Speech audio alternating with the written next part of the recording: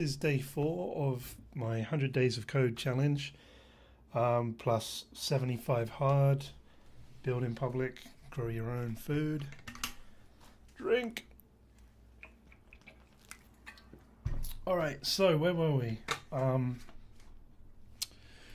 We were looking at building structured output for specifically a kind of code style that I like to use. By passing things through an AST tree from JSON into modular JavaScript. Then we're going to add grok, structured output, and do a little cleanup on the save to context piece.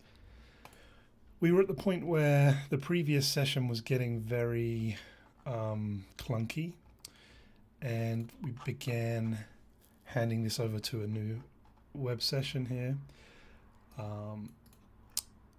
I posted the first summary that the AI had given us, and then I asked it, did you miss anything? I just realized I wasn't showing you my screen. And let's just get the face screen running. All right, so this is the second summary, which it promises is complete. Why wouldn't it let me select all of this?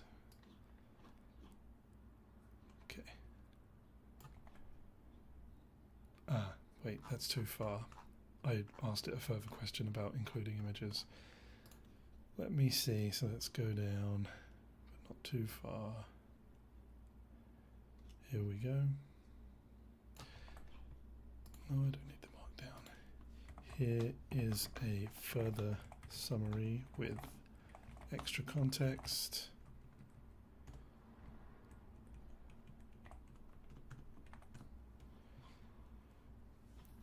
So we're adding to the plan here,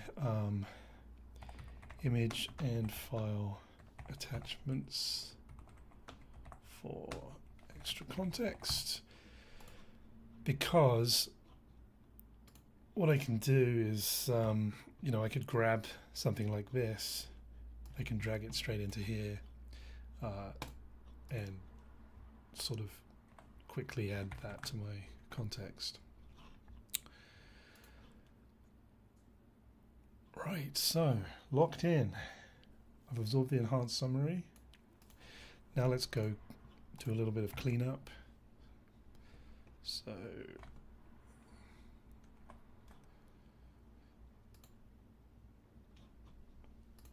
let's get rid of these.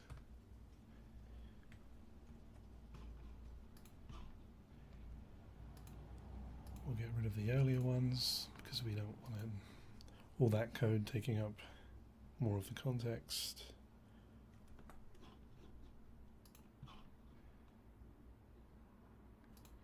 Same for the options, same for the shape. Okay. And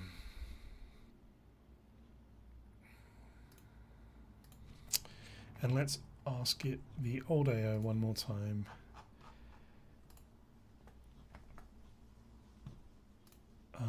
About the context design.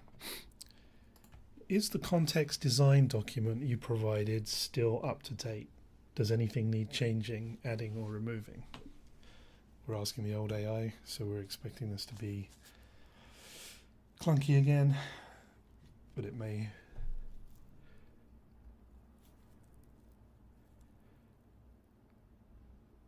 No changes needed. All right.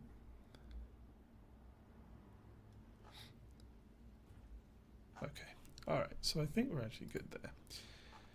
So let's this zip get basically looks at your Git repo. It doesn't zip anything that is ignored. Actually, so let's add this to the ignore, because we don't really want that in the zip.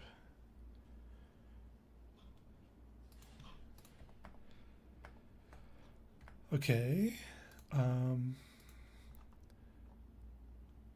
it's got some questions for me, so we'll deal with those in a moment. Actually, no, we'll deal with those now. if you're ready, actually, let me just check this stream is actually working. Are we live?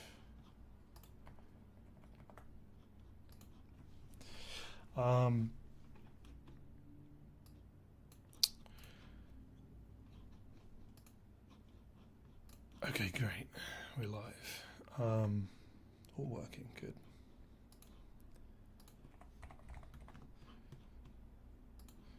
All right. So,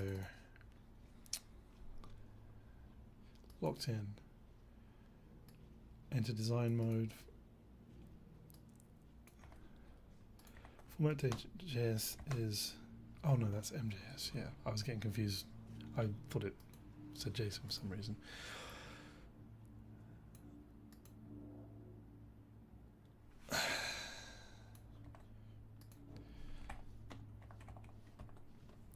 The iteration numbers that you have on the file names aren't exactly right, but you'll see that when I upload the code. I want you to tell me which iterations you believe each file is on, and when you provide the new code, I want you to ++ on the index of the iteration for those files. Right, questions. Confirm current plan. Wrap non-object roots as data value. Primitive array handling. Yeah, so look, if you looked at the review last night, we saw examples where it just spat out an array instead of an object. Yes, wrap non-object roots as data value.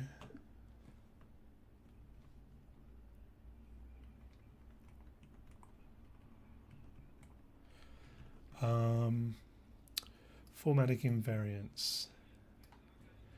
Tabs for indentation, single quotes, trailing commas, ES5 safe, no semicolons.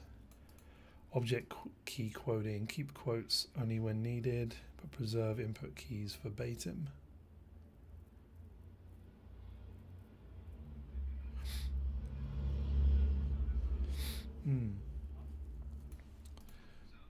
When you ask in number 2 about formatting invariants, do you mean formatting of the JavaScript or formatting of the JSON? I guess you must mean JavaScript. It's a dumb question. Never mind. Object key quoting. Keep quotes only when needed.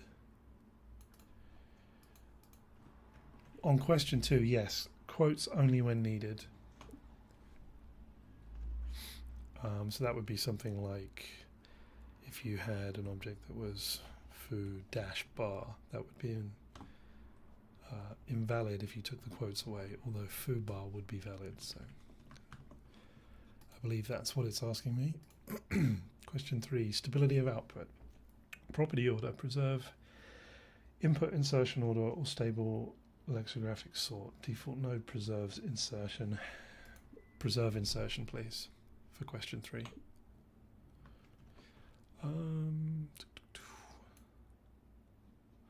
New line, end of file. And yes, please preserve new line at end of file.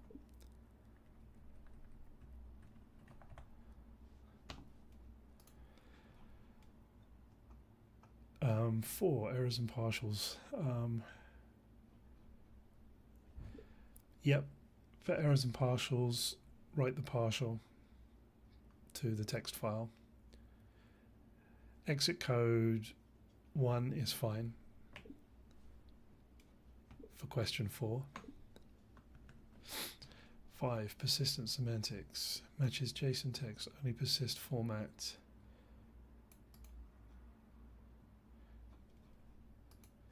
Yeah, the persistence layer for format and for model is already working. I don't want you to touch that.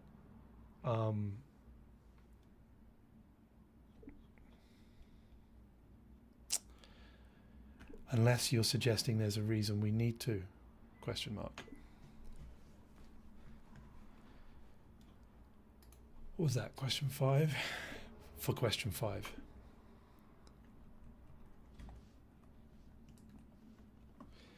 Okay. 6. File name suggestions. Correct. For question 6, that's correct. For conv turn, use MJS as the effective format. Safety and escaping. Compilable escape. String contents as needed while honoring your code style. Non-finite numbers are invalid in JSON. The model returns them inside strings. Pass through as bare tokens. If as bare tokens, treat as a parse error. The model returns them inside strings. For question 7 about safety and escaping,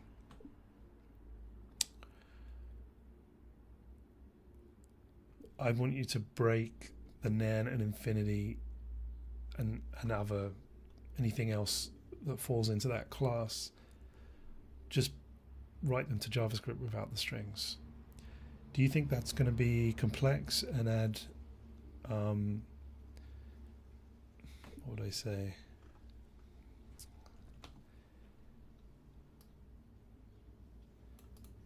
Instabilities. Streaming versus compile. For question 8, streaming versus compile.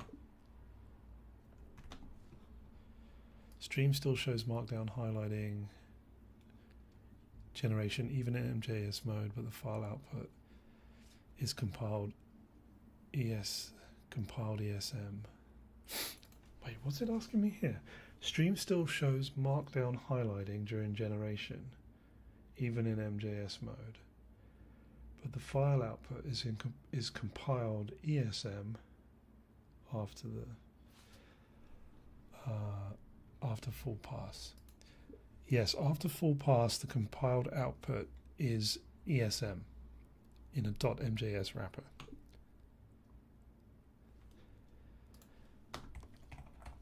Always use latest. MJS wrapper. .mjs. Okay. For syntax highlighting,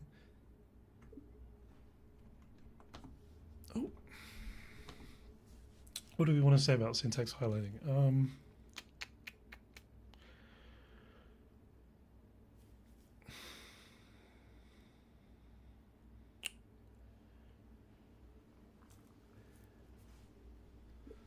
I would like you to output the stream unhighlighted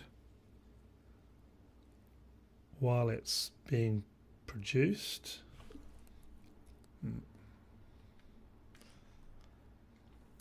Let's talk about the implementation in more details.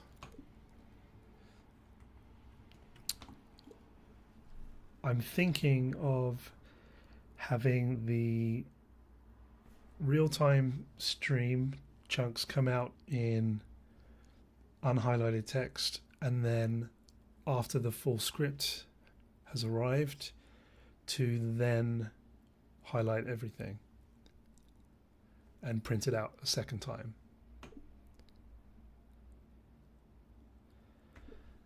Do you see a better implementation? That's achievable within about a third of a day's work. Question mark. All right.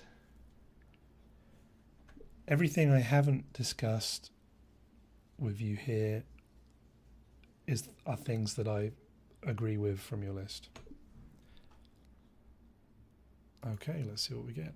It should ask us for the code in a moment. So let's go get that.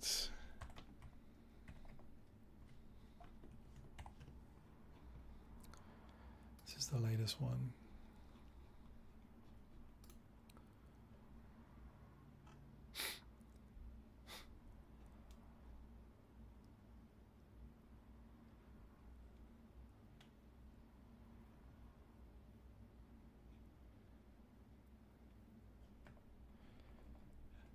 is AI.js iteration.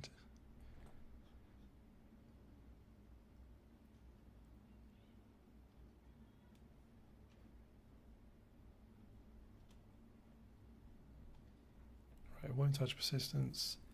22, 3, response shape 2.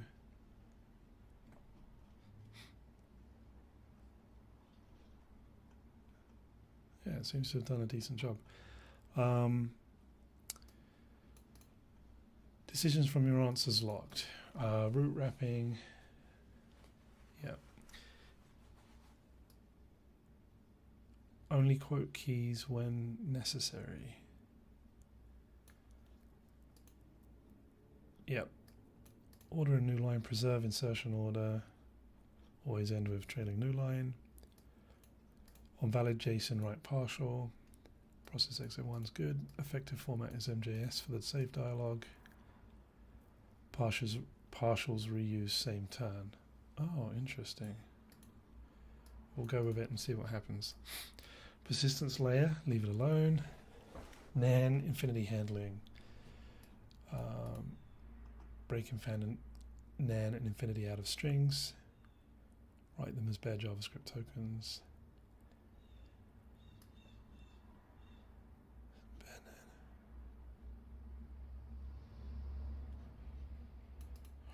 We try to promote string field tokens to bare JS tokens during compile.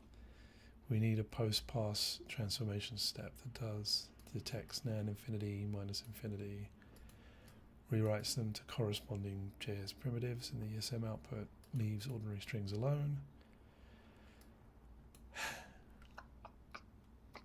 Yeah, no one's ever. I mean, I'm never going to want to have these in strings anyway. Stability and security. This is deterministic and safe. Only if we rewrite exact matches, it won't destabilize the pipeline because it happens after a successful JSON pass. So the structure is already valid. Yeah. Scientific strings like inf, infinity, and nan will not be promoted by design. Numbers outside of the JS range come as JSON numbers. They pass to infinity in JS only if the model cheats and admits raw strict JSON, still accepts them as numbers, but JSON parser turns them into JS infinity. Only in some decoders, nodes JSON parse actually yields infinity. Yeah, we should allow that native behavior to pass through. Conclusion, we can implement the exact match promotion with low complexity and no meaningful instability. Good. If you approve, I'll include controlled promotion step. I approve you including a controlled promotion step. Streaming versus highlight. Your Q8. Stream plain, then reprint the whole thing. Highlighted after completion. Issue, reprinting to SCD out could be noisy, duplicated content. It breaks pipelines.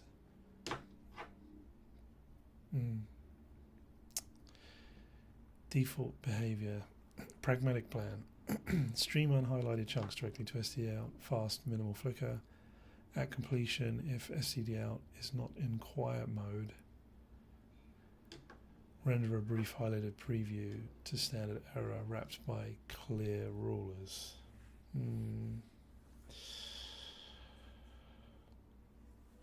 I don't like doing that. That's not what standard error is for.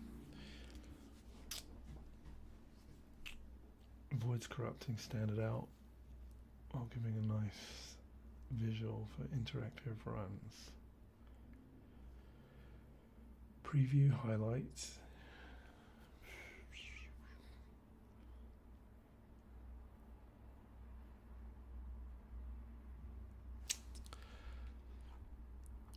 With regards to question 8.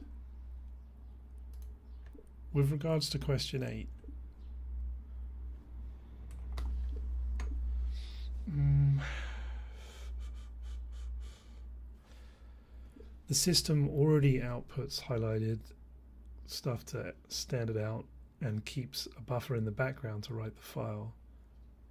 And it can still achieve this when using pipes.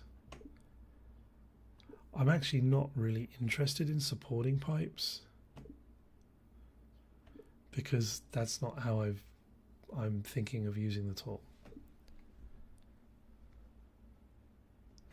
I will literally never use that feature for this tool.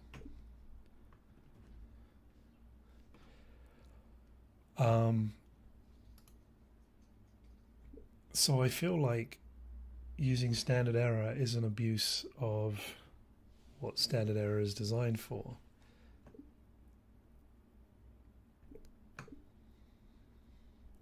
And maybe, again, that doesn't matter for my use case, but it rubs me the wrong way.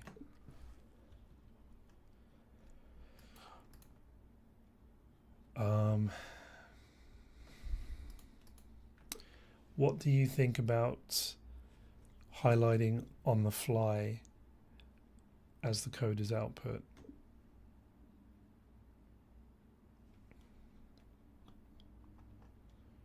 What are the trade-offs?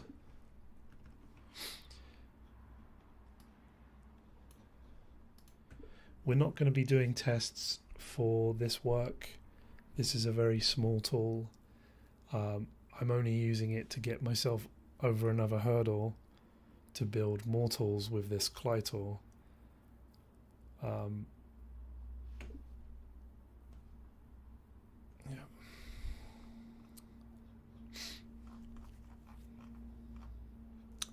Let's see what it says.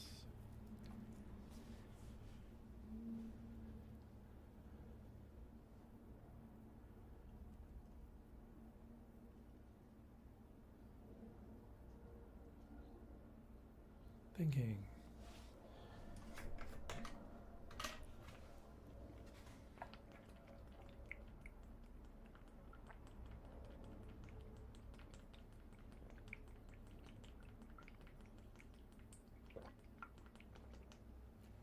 All right.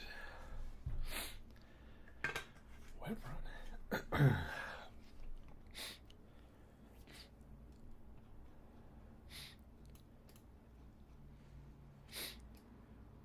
Pros, one pass, no duplicate print. But how can that be true? Because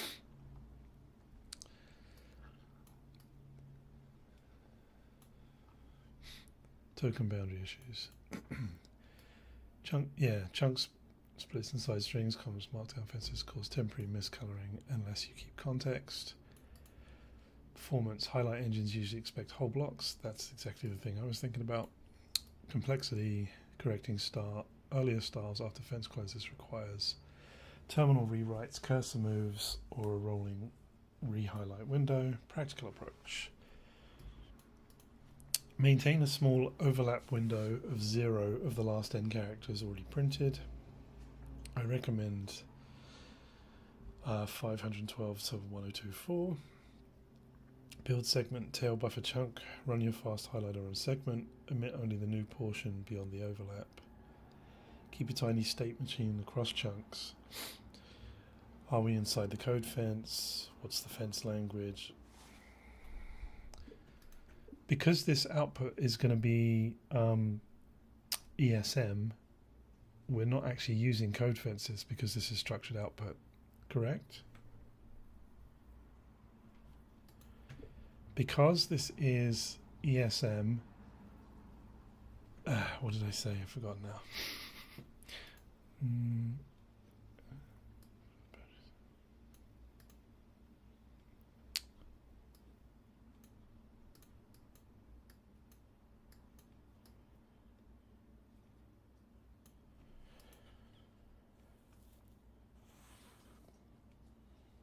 Oh yeah, code fences. I'm interested to learn why you're talking about code fences, because the output of this structured output for ESM will not be markdown, right? Okay. Maintain a small overlap window. Oh yeah. Each new chunk, build segment, run your highlighter on the segment.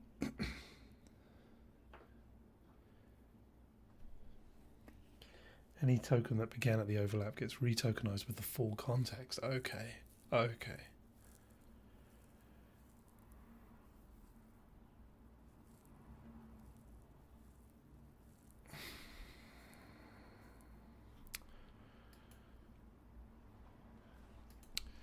And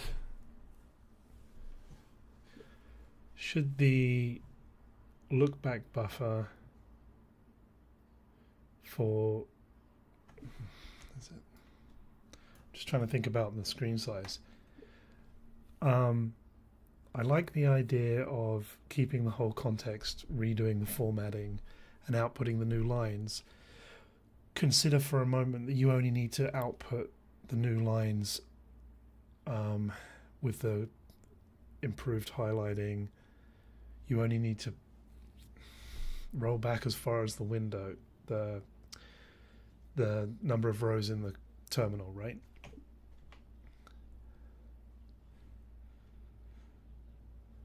You're not talking about reprinting out the whole thing, deleting all of the lines so far.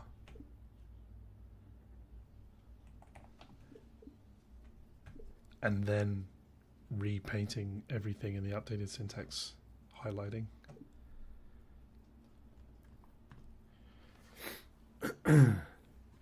It's worth talking about this because it's another one of those things that can get really complicated really fast.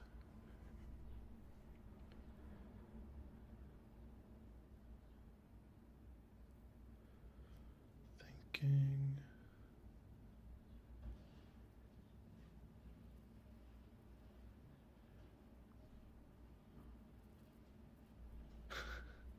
Just thinking about not coding, I like it.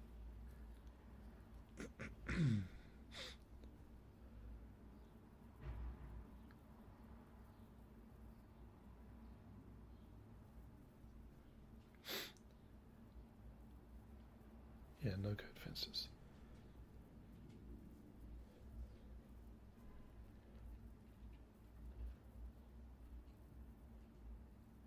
So it's not trying to repaint everything and scroll back the whole file. Yeah, recolor only the last viewport. No standard error, no pipes. Okay. State we keep.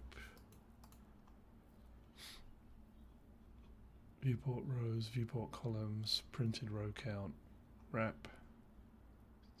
Helps compute the terminal wrap rows from a plain string. Pen junk to buffer.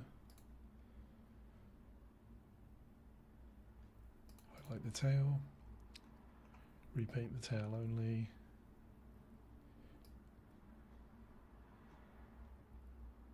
Yep.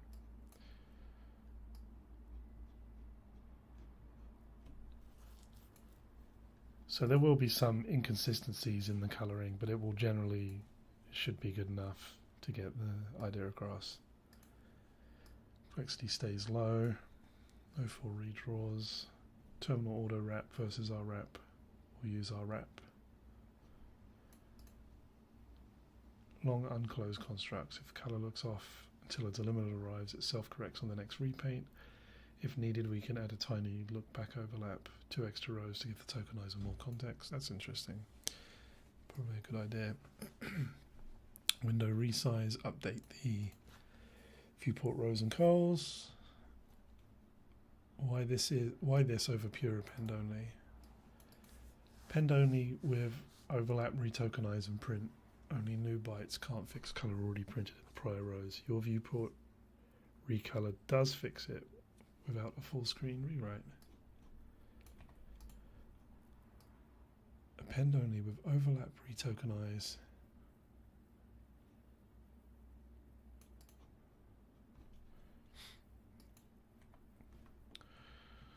When you said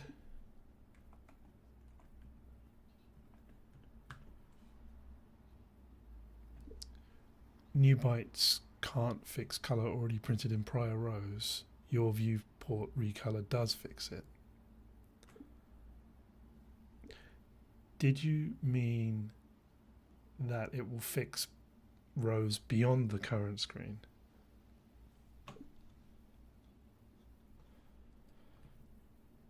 Beyond is wrong, above is probably better.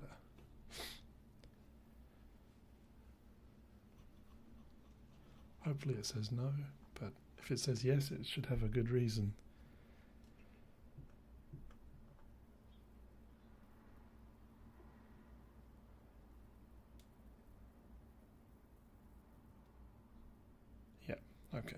If it's already scrolled off, it doesn't get repainted. Okay, good. Good. What else do we need to think about here?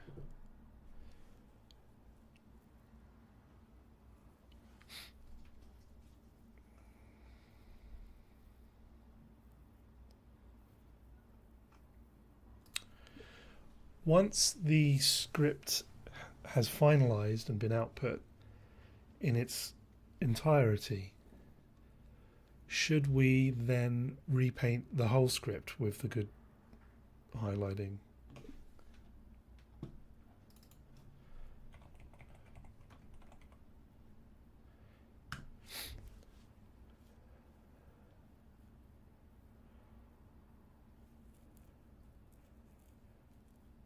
Yeah. That's good then. All right, so we'll get the output that's coming out will be slightly incorrect as it's coming out, and then periodically the current screen will refresh, showing the nice formatting. And then once it gets to the very end of the script, it will go back all the way to the top and rewrite everything again very quickly in the correct syntax highlighting. So behaviorally, as tokens stream in, you'll show them with approximate highlighting or none. Once the stream completes and the text is available, you clear the visible area, not the scroll back. Reprint the entire finished script using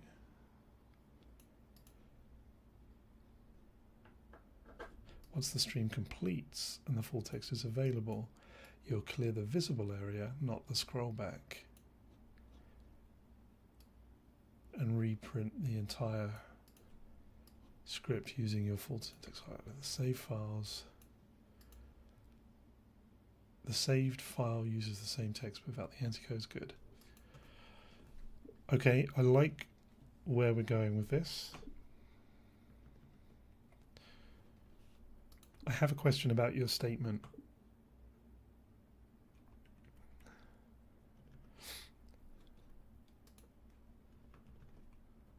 Let's probably use these. Why only clear the visible area and not the whole scroll back when you reach the end of the file?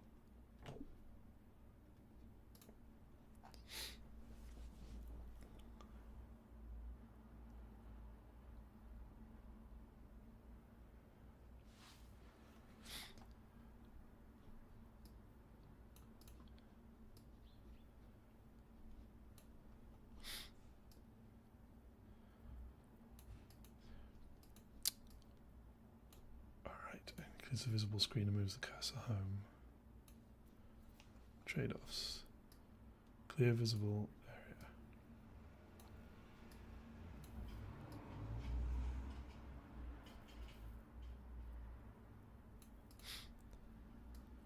Never wipe history unless in the dedicated full screen UI.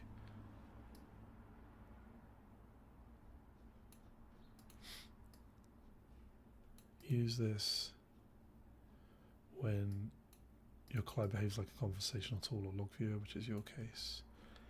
Option B, the final highlight is the only visible thing. Looks professional if you treat the client as a render-only tool. Destroys history.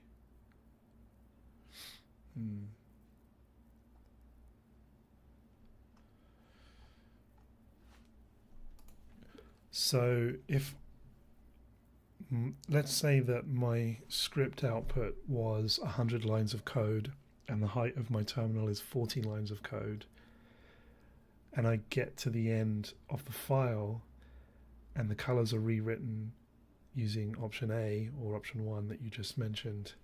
The colors are rewritten, the lines are rewritten just on the screen. I guess if you know what, it doesn't matter. I guess if I scroll back, I just have potentially garbled highlighting as I scroll up as far as the ANSI goes. Oh no.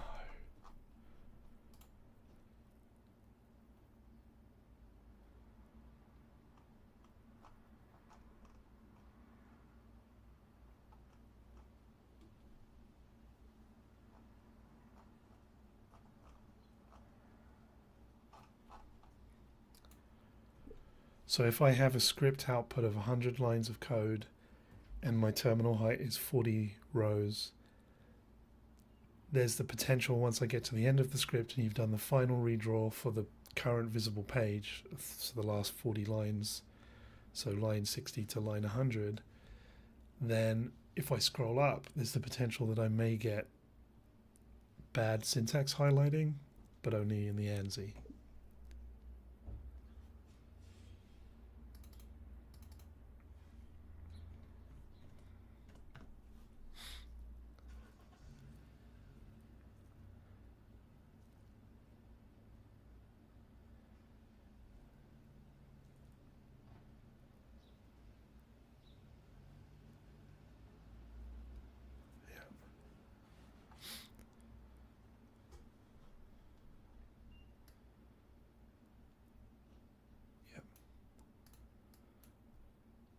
Yeah.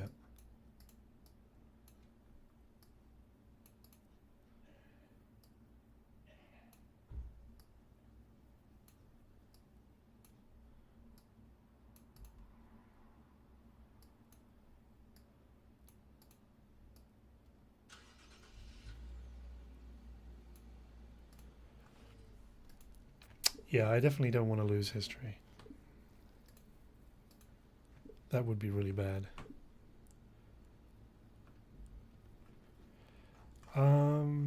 Okay. Okay, so I think we have a good implementation plan as far as what we're trying to build. But now I want to talk about how we're going to build it. So it sounds like a good implementation plan as far as what we're going to build, but now let's talk about how we're going to build it. Where would you think of starting?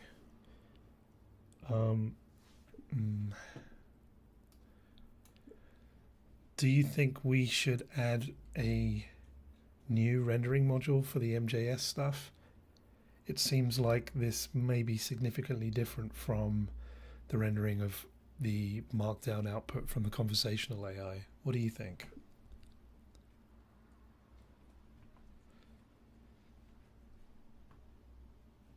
And I've attached a zip of the current code base for you to analyze, and maybe that will help inform your answer. So let's see. Drop the zip in. Is that the latest one? Yeah.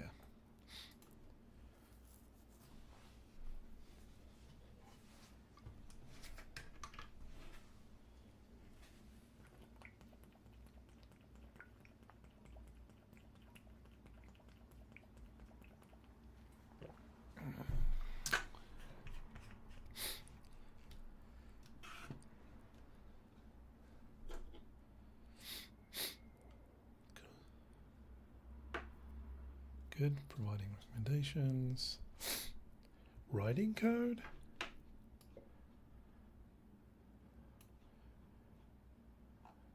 Perhaps it means it's writing code to understand my code.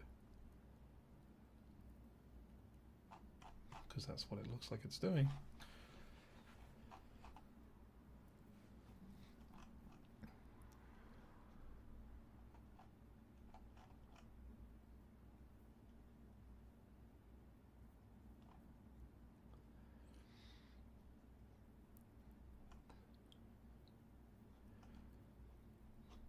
Awesome. These look right.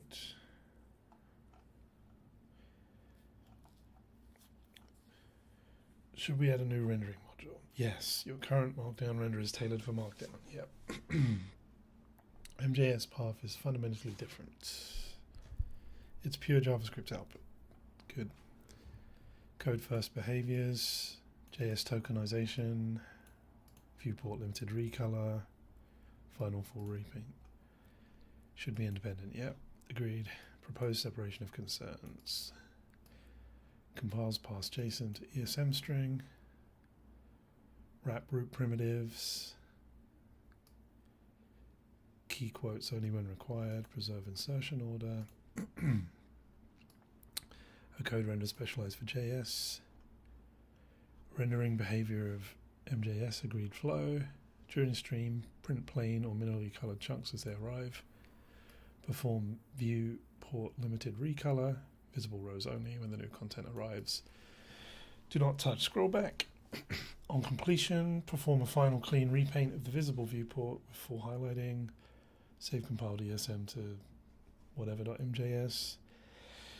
If JSON parse fails, write the partial file into text.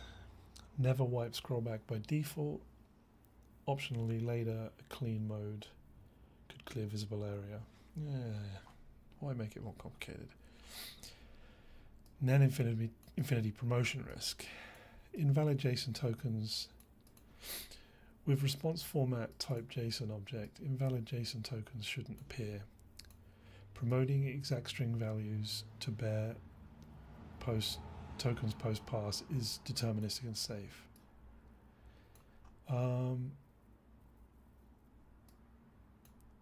Compile MJS.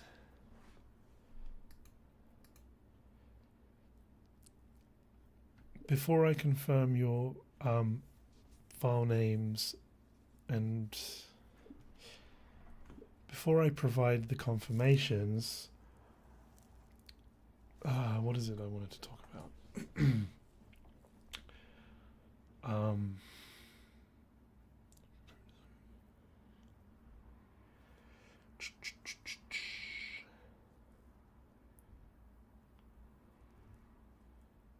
Oh yeah. Before I provide confirmations, let's talk a little bit more about how this process is going to work. Are you going to get JavaScript in a JSON represented AST tree and then convert that to MJS ESM?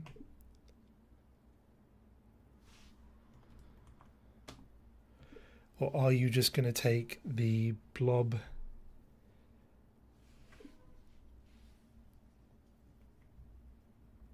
string of JavaScript and from the JSON key and convert that to JavaScript? Talk about the trade-offs.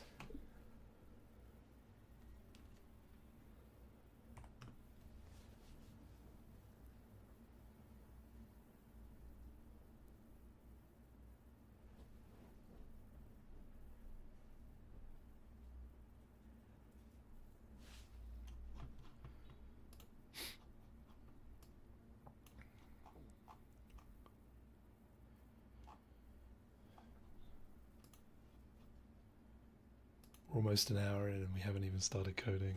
Which is kind of the way it should be in my mind.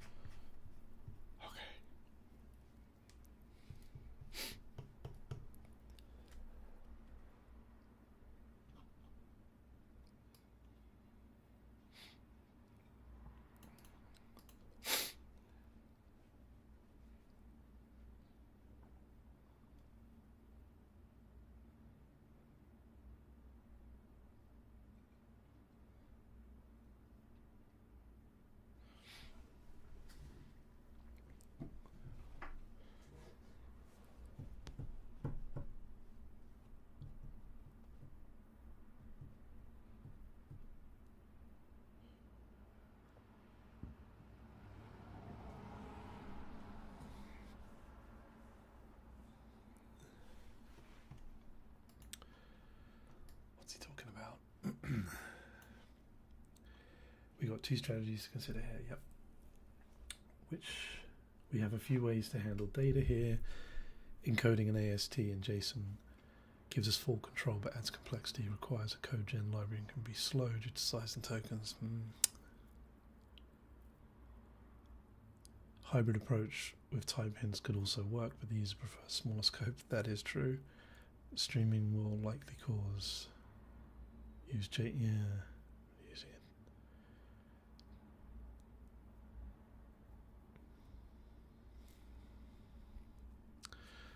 Right, let's see what it says. It's going mighty slow.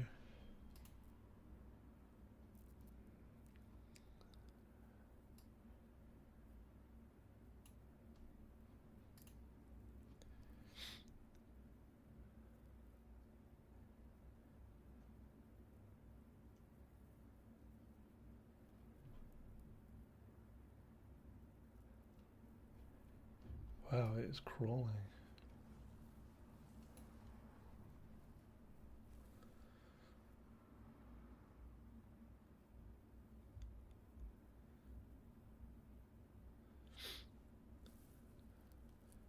Oh, it's saying there's 3 plausible approaches. Okay.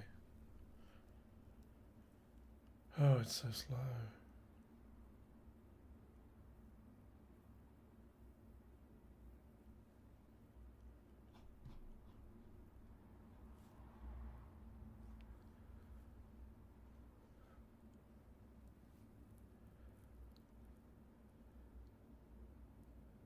Come on now. So slow. Hope AWS East 1 didn't go down again.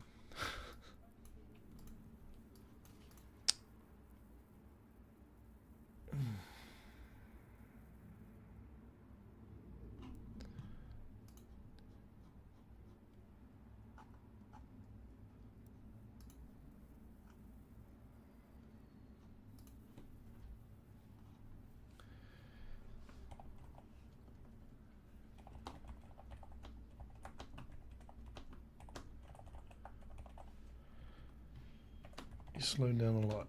I refreshed and your thoughts have not been written to screen. Could you restate that?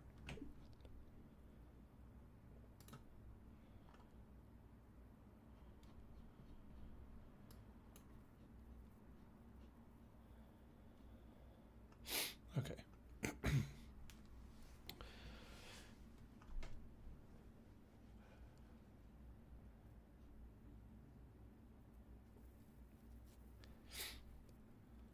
Low complexity, no parser, no code gentry, predictable formatting.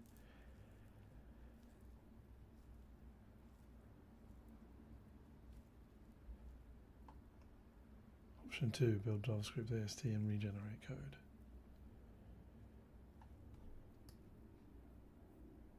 Using Acorn, yeah. Pros, full control over JavaScript syntax.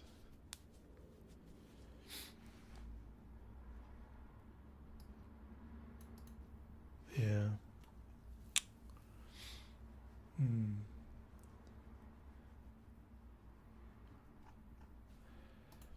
Let's check we're on the same page. Give me an example of what the returned JSON would be with a script embedded in it. JavaScript.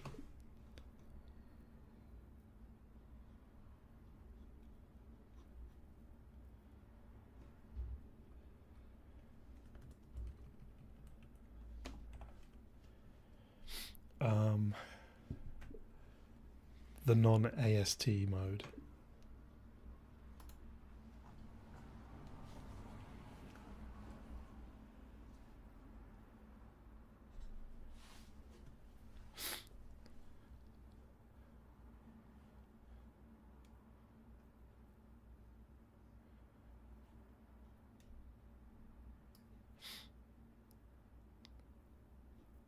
Yeah.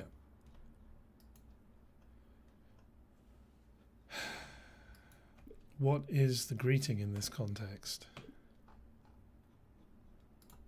think I just added that for fun.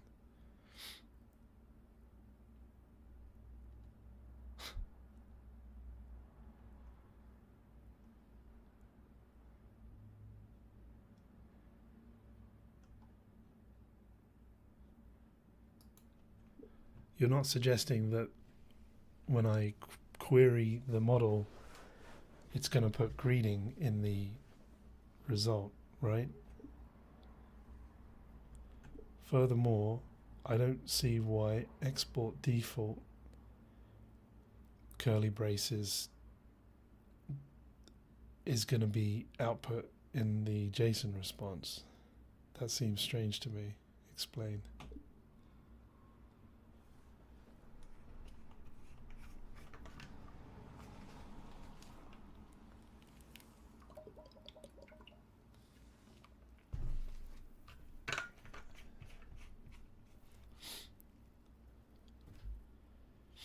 Good.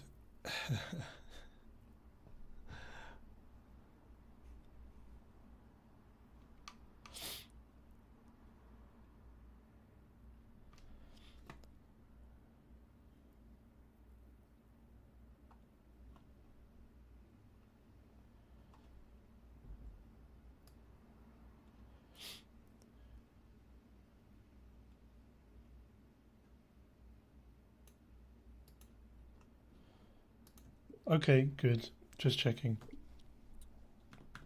All right, so I think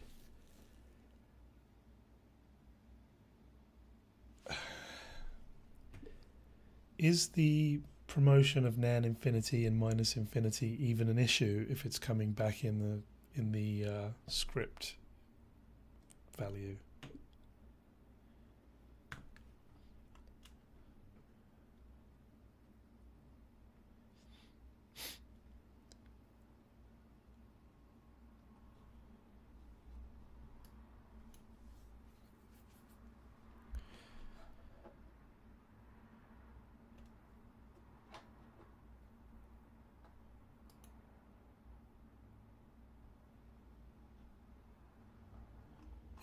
Yeah. Okay, good. That's what I thought. Okay, so we can take that whole business about promoting those non-JSON compatible types completely off the table, correct?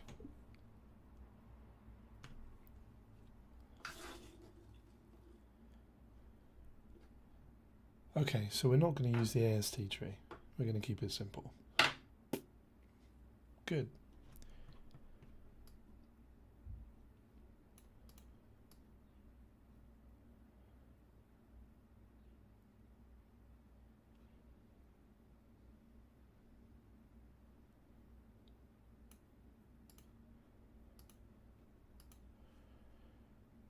Well, I think everything is 100% JSON compatible when it's inside of a string. Am I incorrect?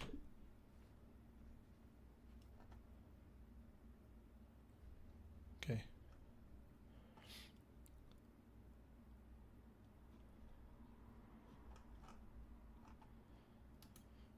Yeah. Okay.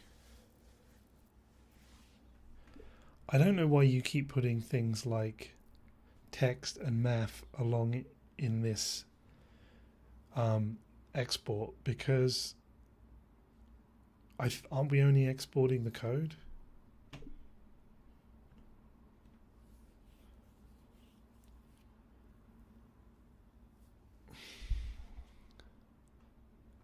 Right, there we go. That's what I was expecting. All right. Yeah.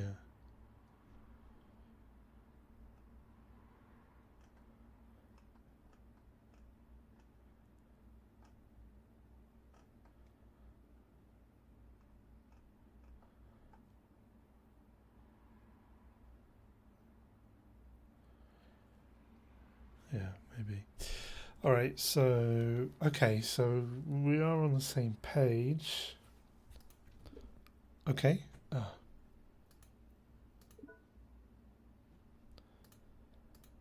Okay, so we're on the same page. Now let's talk about which files you will touch.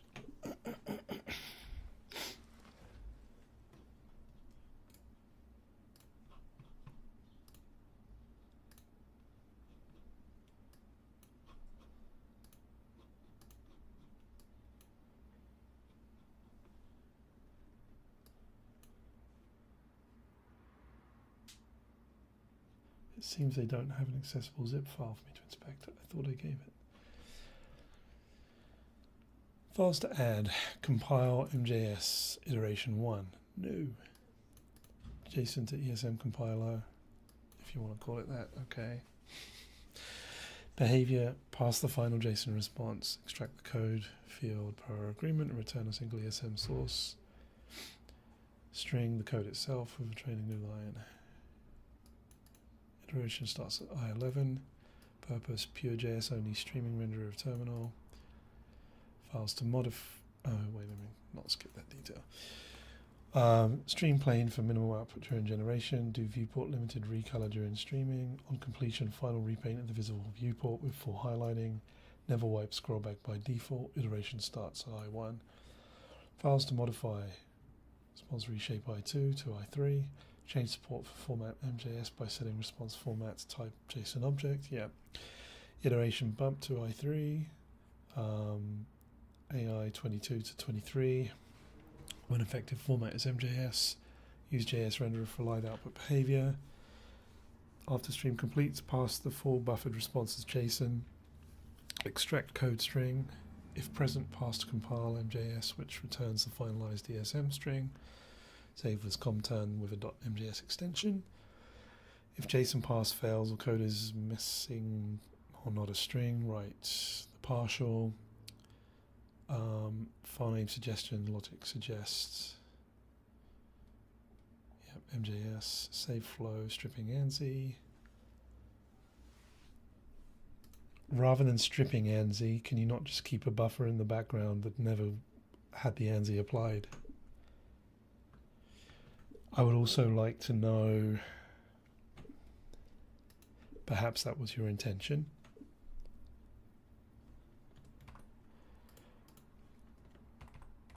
I would also like to know, what is it? Come on, brain. What would I like to know? Let's go back up a bit. Oh yeah. When you're syntax highlighting the script in the terminal, are you highlighting the structured JSON, or are you only highlighting the output so far that is in the code field?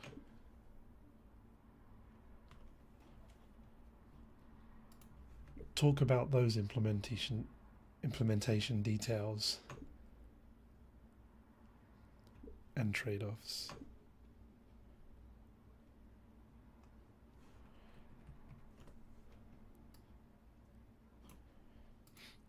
It's itching to get started on the code so bad.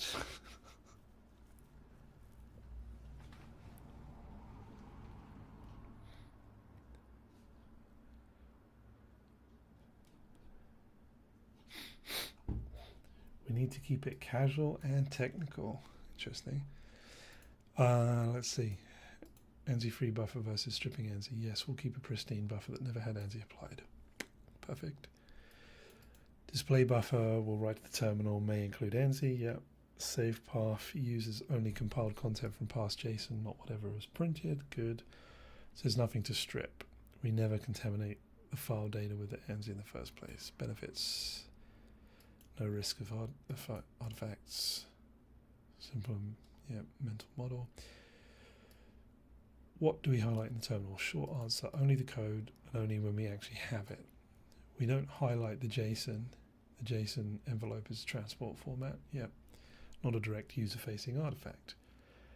Highlighting JSON during streaming adds noise and gives us the wrong UI queue. You care about the script, not its envelope, correct? When and how we highlight the code. While streaming, we echo raw chunks plainly to keep output responsive and avoid wrong color scrollback. I thought we just talked. All right. You said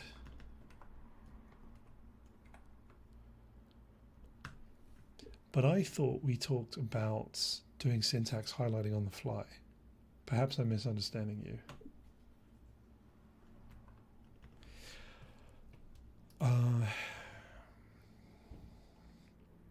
Pass raw responses JSON, extract the code.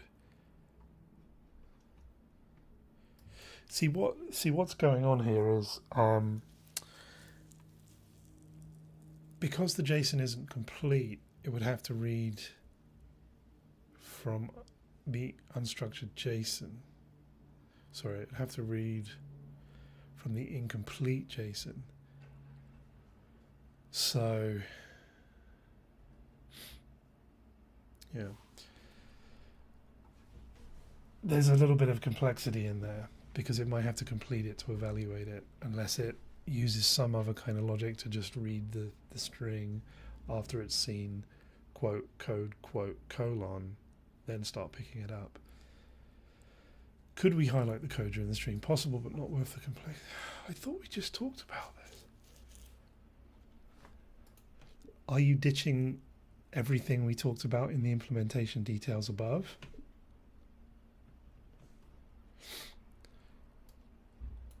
Pragmatic middle ground for optional data. We want a live preview.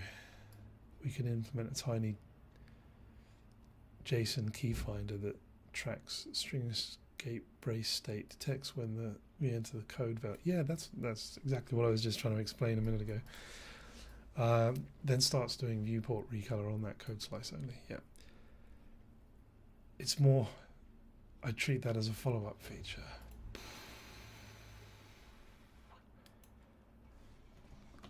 I'm surprised you would want to treat this as a follow-up feature based on the conversation we've had so far, but maybe you're right. File behavior recap. During the stream, print plain chunks, no NZ. Don't highlight JSON. Don't attempt partial code highlighting. And I thought you had talked about doing partial code highlighting.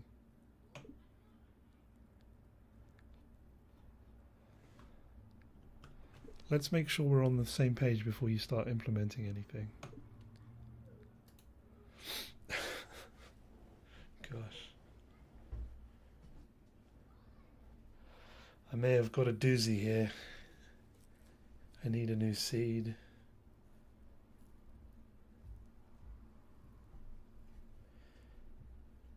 Clarifying user preferences. I think. Okay. You're right to call this out. Let's align clearly. I'm not ditching what we discussed. We'll do on-the-fly highlighting for the code as it streams, plus a final clean repaint at the end. The confusion was about what we can highlight while streaming, given the data arrives as JSON. The model returns strict JSON with a code field. We'll extract the code field during streaming and highlight that code live, viewport limited recolor. Then do a full final repaint on the visible page once the stream completes. How we'll highlight on the fly. Since the stream is JSON, the code value is inside a quoted JSON string. To highlight the code during the stream, not the JSON, we'll implement a tiny streaming scanner.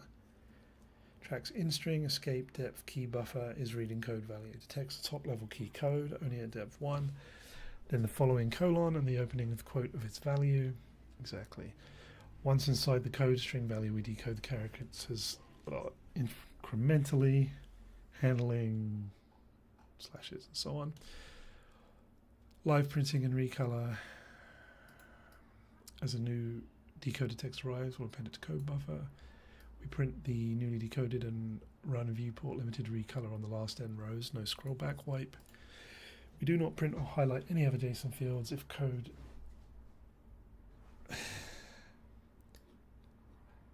hasn't arrived yet. We print nothing. Okay, yeah, good. When the code string closes, we stop live updates. If the model later adds more JSON fields, we ignore them for display. Yeah. At the stream end, we'll do the final clean repaint of the visible page with full JS highlighting, polish pass. Validation at end safely. Pass the full raw response. For correctness check, good. Extract object.code, must be a string. If differs from code buffer due to escape cases, prefer the passed version for the file outputs. Yeah, okay.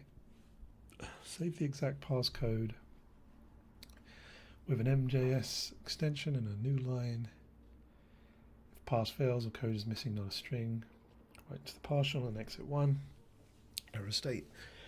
Why this design? You get a true on-the-fly highlighting of the actual code users care about. No polluted scroll back. We never print JSON or re-emit huge blocks. We only repaint the visible viewport. Low complexity, tiny state machine, dozens of lines of code, no heavy JSON streaming lib, no AST, robustness, final pass and final repaint ensure polished result, even if the new view was mid-token earlier. Edge cases will handle escapes, Unicode correctly into code buffer, chunk boundaries inside escapes, rebuffer partial escape sequences until they complete. Multiple keys, we only render the first top level code value we encounter. Documented constraint. Yep. Large outputs. If code buffer grows very large, recolor remains viewport bounded so performance stays stable. Good. Explicit answers to your 2 questions. ANSI-free buffer versus stripping will keep a pristine raw buffer for the full JSON. No ANSI ever. The screen view is separate. Save files are built from the past JSON code only. No stripping step needed. What gets highlighted during streaming? Only the decoded code field, real JavaScript, not the structured JSON envelope. Good. If this matches your intent, I'll proceed to design mode. You're in design mode, buddy. You are already in design mode. I don't know if you noticed.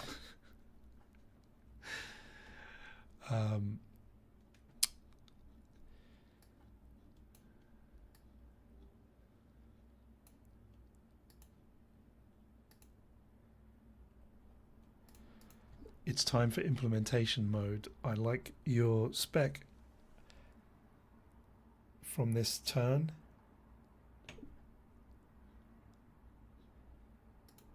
Let's see where we get.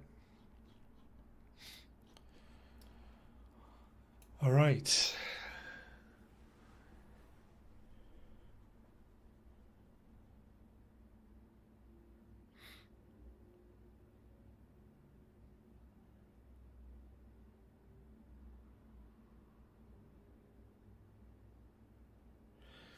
Wait, it said that I said that zip file isn't available right now? What?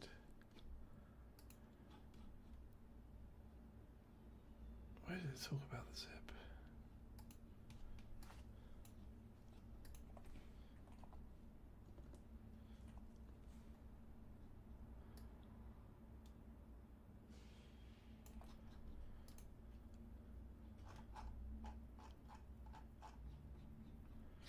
Right.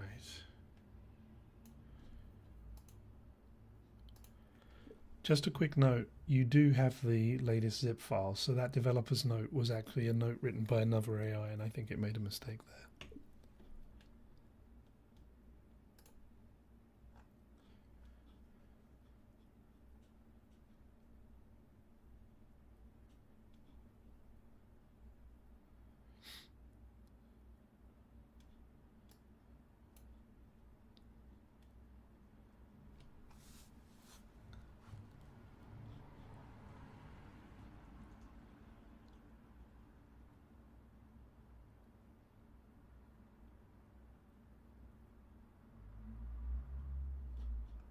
Okay.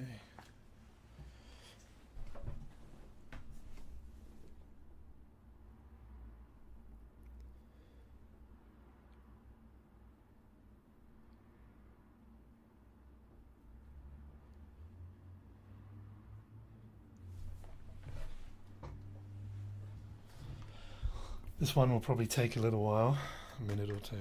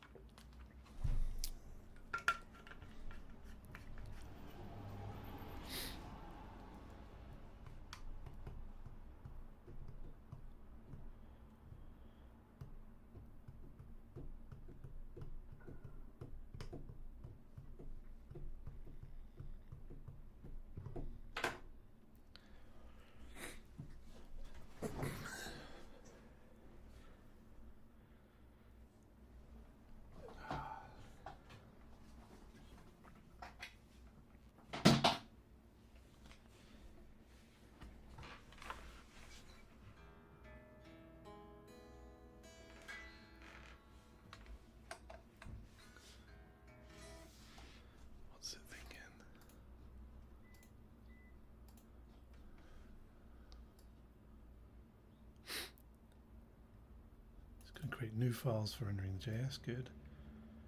Main challenge is processing the JSON, decoding the code. It's more involved. For now, I'll skip live highlighting. Focusing on accumulating final text and saving code as the user previously approved, streaming with a scanner. I did.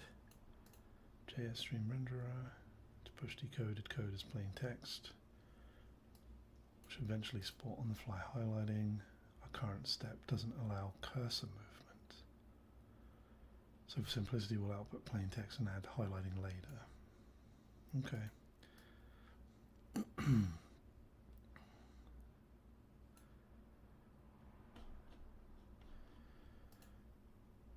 It might not fully match the user's expectations. To follow the user's request, I'll implement a minimal version of live highlighting since they didn't explicitly require it in this iteration. Why did we talk about it for so long then? I'll decode and stream the code as plain text. Okay, what do we got?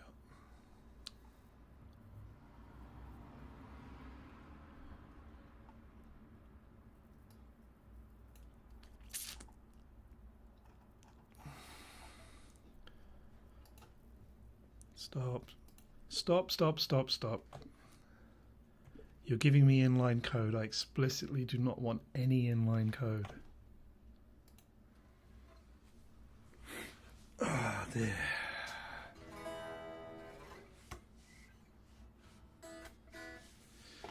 Would you like me to re-present the free files? Yes, please.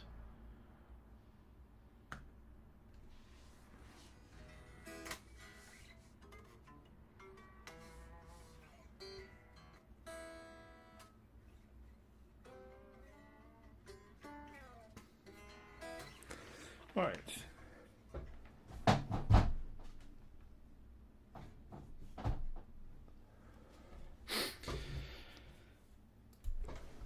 Let's see what it gives us here.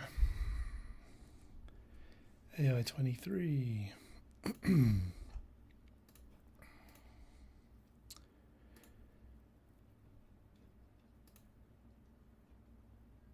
it did put the MJS extension on, that's good.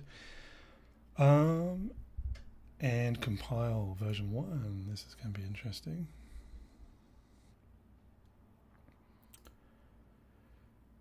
This is lib.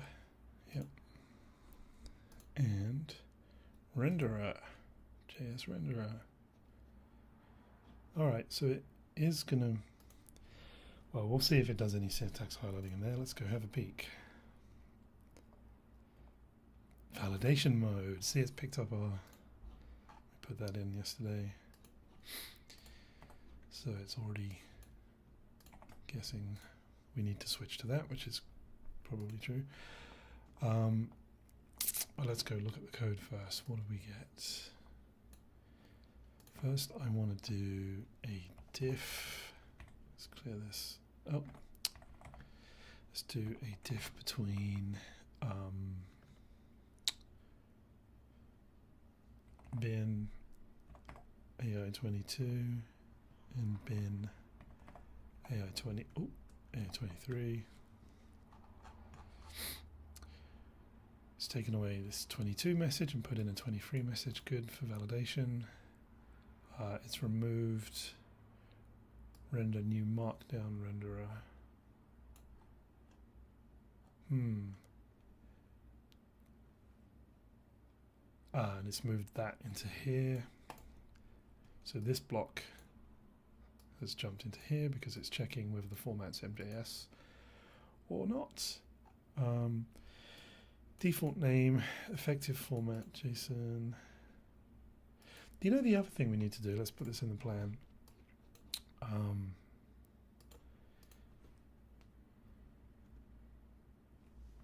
Highlight JSON structured output, because I don't think there's any highlighting in the current structured JSON output, so we should fix that. It's gotten rid of effective format JSON and added this condition for MJS, which is good. All right, now what else have we got? Compile iteration 1. options.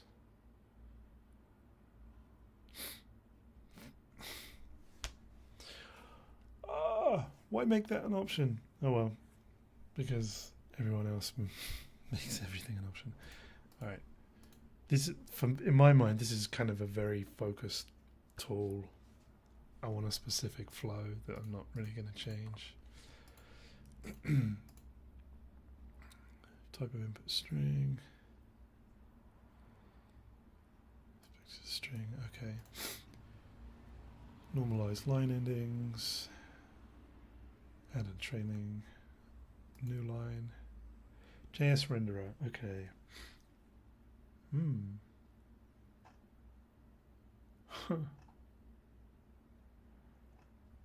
Wow, it's writing its own JS renderer. All right, well, it might work.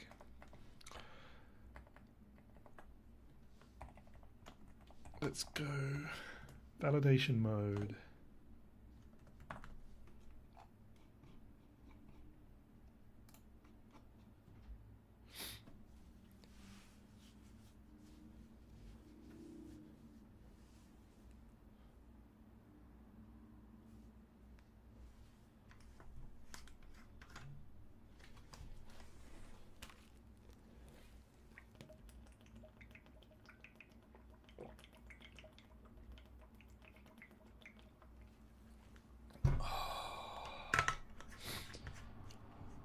Here's a tight hands-on checklist to prove it works end to end. Well, one thing we need to do is relink.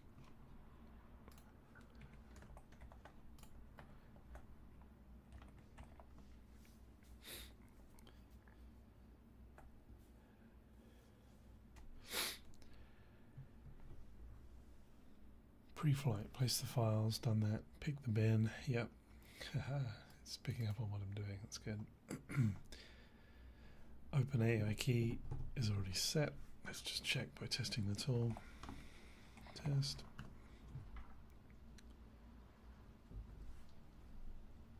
Yep.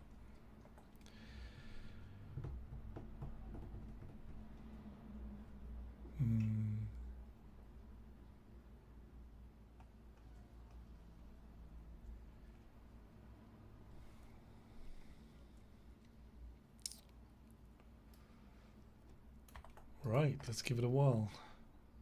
As usual, I would expect things to break the first time around.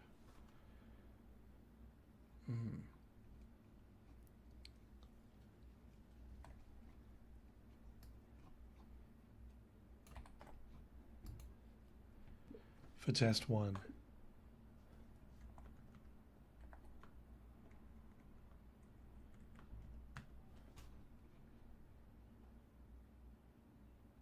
Persistence of format. Well, the second test won't work if the first test is, if it's going to print blank every time. There's no reason the second test should work.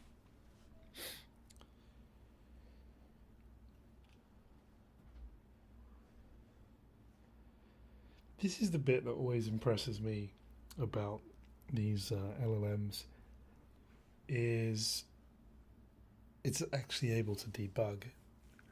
I mean, it often fails, looks in the wrong place, but that's normal.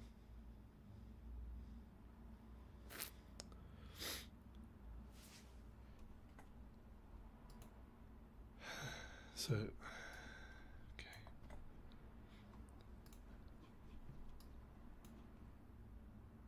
Seems like the code didn't detect properly, likely because the buffer was empty. Yep, important bit is the blank response block. That means the live display didn't show your code. I've shipped a small validation mode to fix that. So, unchanged, let's download AI24. Oh,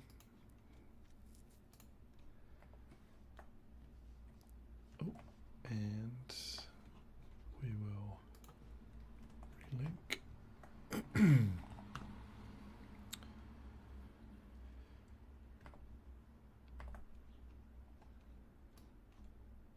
rerun test 1. Ooh. So it looks like it's getting into insertion errors. So what was this meant to say?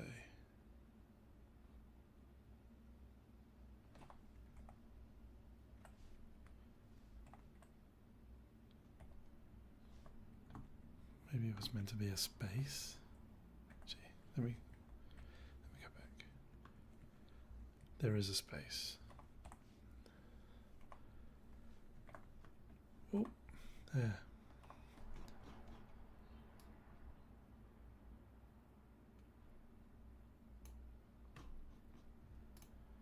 I think the same is true here. Yep, there's a space.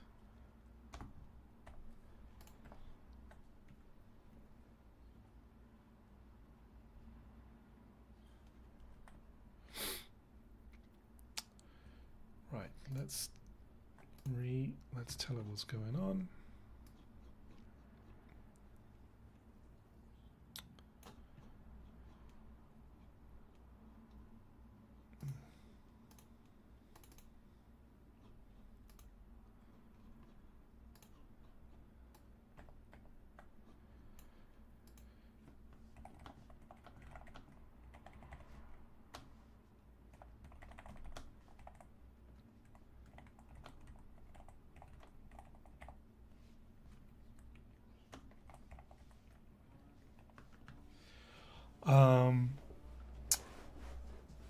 I fixed it for you. See image 1. Fixed it for you. See image 2.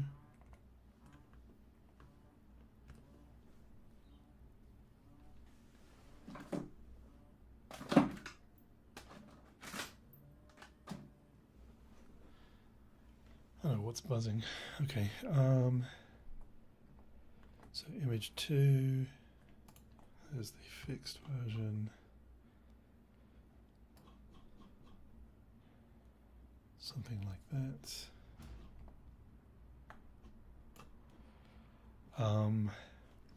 But I still get no output.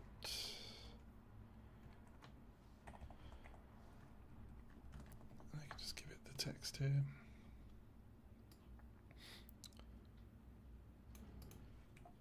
Let's go again.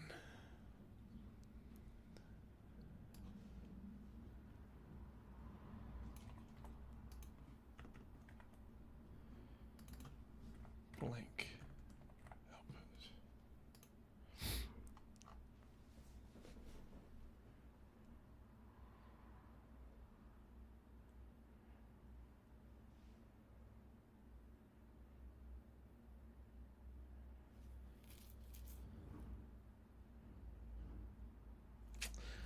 Maybe I should have had it step back a little bit and only introduce, or to introduce less of the features at once.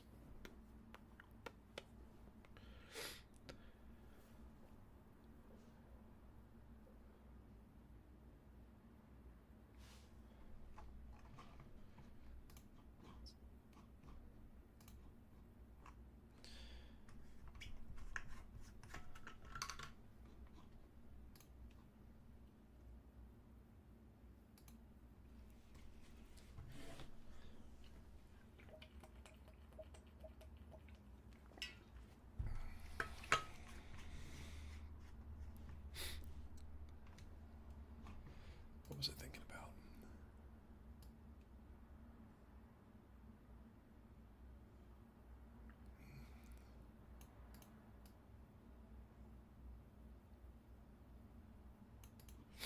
Okay.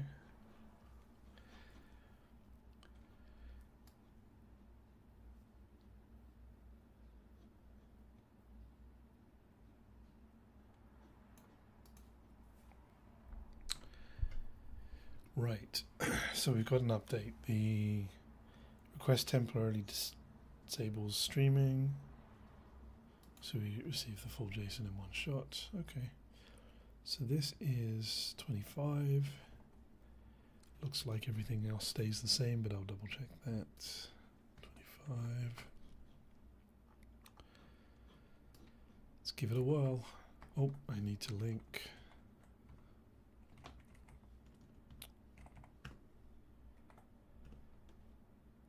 Has it done it again? It looks like it's in the same place. Gosh damn it. Maybe I just won't even tell it that it's making a mistake right now. But let's see what happens. Alright, we're still getting a blank response.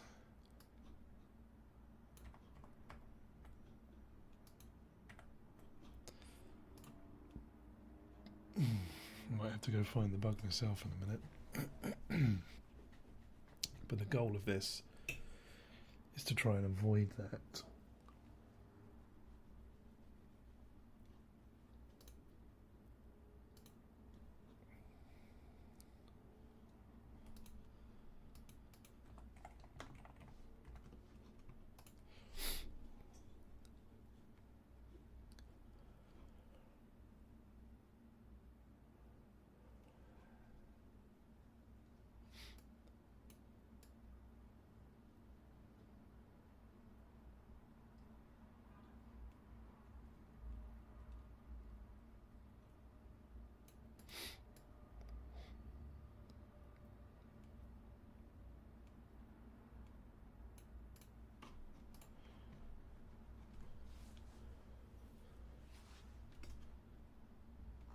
I didn't give it screenshots this time. I feel like I got a bad seed. It's kind of dropping things I wouldn't expect it to drop at this stage. Minimal validation mode.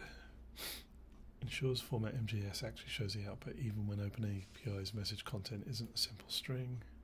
This is iteration 26. Adds a resilient extract message text JSON helper. Message content is string as an array with parts of text or nested content. Safe fallbacks. No stream path for MGS now. Uses this help to reliably get the text past the JSON and reprint the code field plain to guarantee visibility. Unchanged from earlier. I like that it's still providing the links. Download 26. Excuse me. Let's change this to 26. npm link.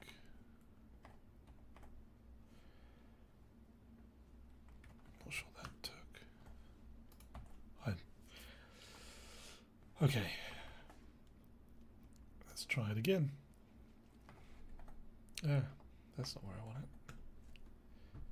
it. As usual.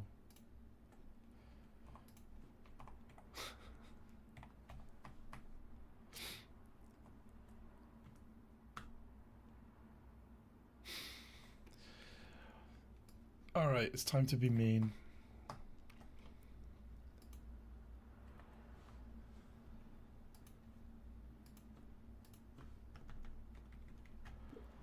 I don't know what the hell you're playing at. This is how many times we've tried to fix this and I'm still seeing nothing at all. Maybe you need to reevaluate your approach.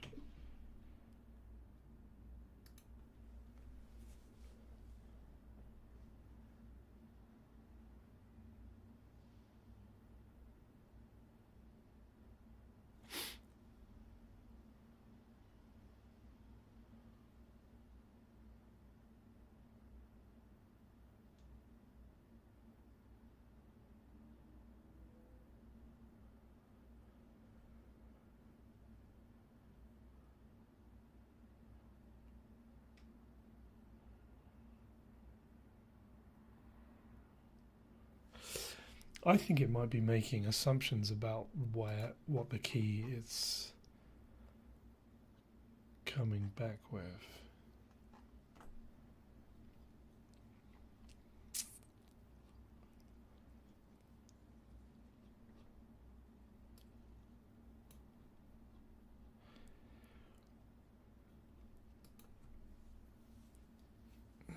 Okay, we'll try it. I don't expect it's going to work yet. And 27 npm link.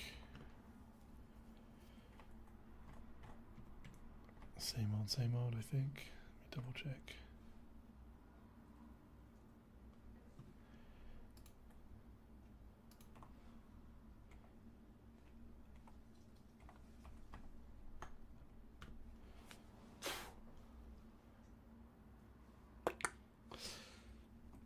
I'm going to start giving it this too.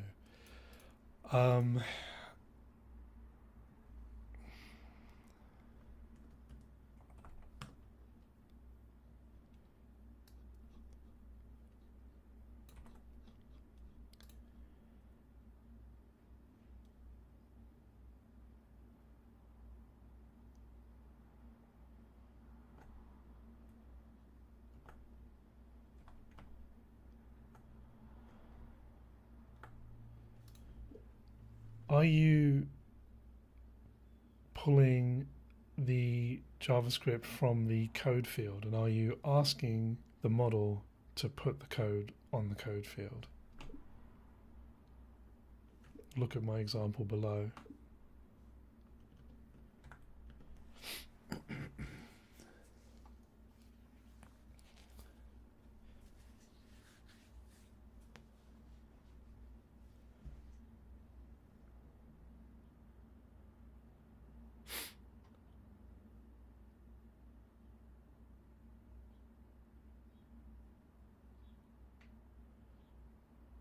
Simplifying logic and format, simplify the MJS file.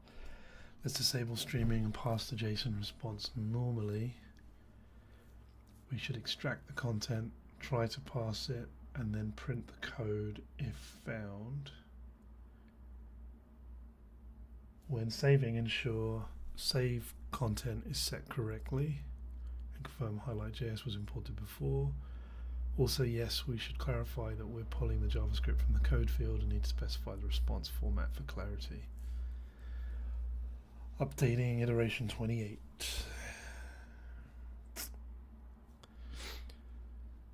Okay, yes, we're pulling JavaScript from the code field. Yes, the model is being asked by your prompt to put the code in the code field. Yep. Now on to the fix. The earlier attempt introduced a stray new line which caused you to hit the syntax error. Fixes the new line, we'll see. Adds a robust character that prefers message passed when the response format JSON object is in play. Falls back to JSON pass message content when needed. Prints the code field to the terminal reliably. Gets final text to the pass JSON as a string so the save logic can produce the MJS file. With compile MJS, leaves persistence and other formats untouched. Good. This is 28.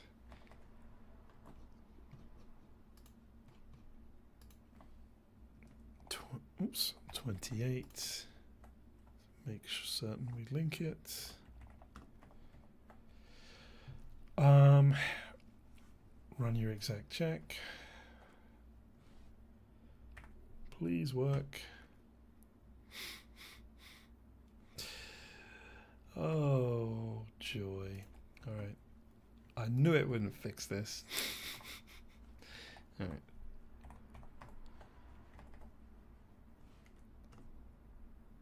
Ooh, it's a new one. It's a new one.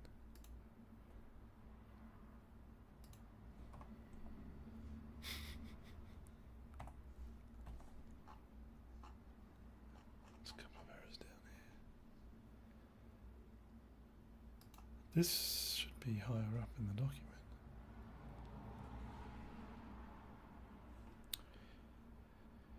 Yikes. Maybe I shouldn't be asking it to program without semicolons because so much of JavaScript already has semicolons. Maybe that's just messing with its mind. I can always remove semicolons later.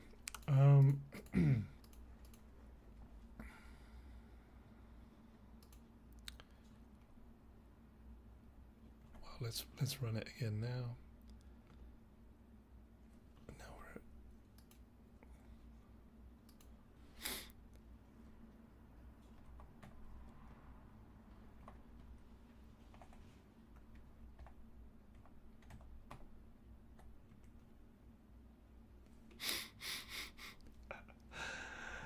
oh, joy. All right.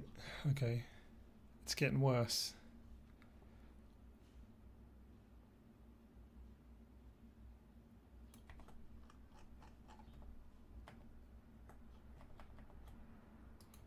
Just out of interest, are you able to change the seed that we're using for this conversation?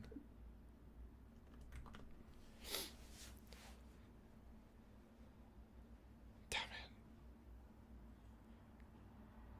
Oh, that's frustrating. I feel like I have a bad seed. No offense.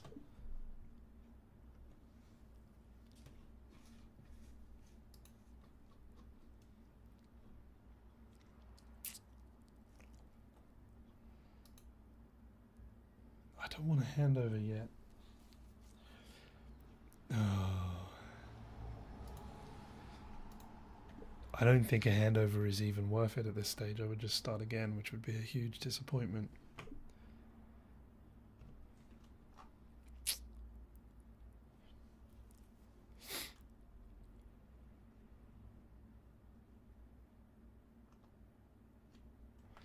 Yep, drift is right. Okay.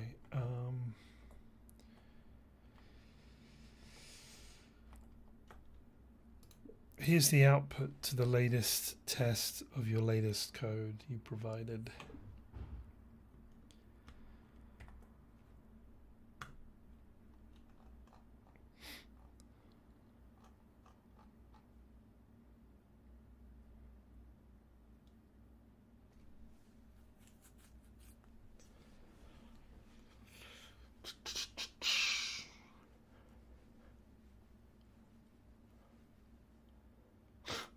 Just want color.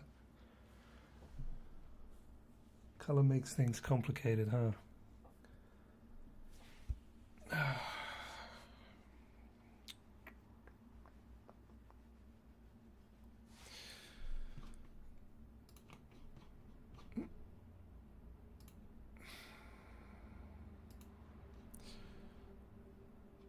Oh, did I? Oh, that's getting slow again.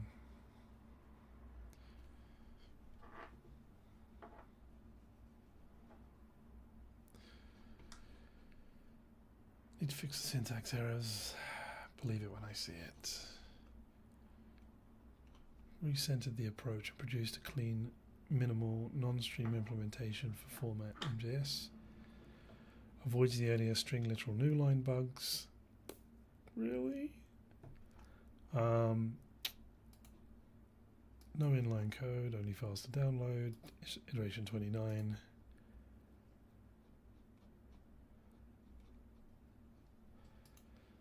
Don't make me code for you, buddy.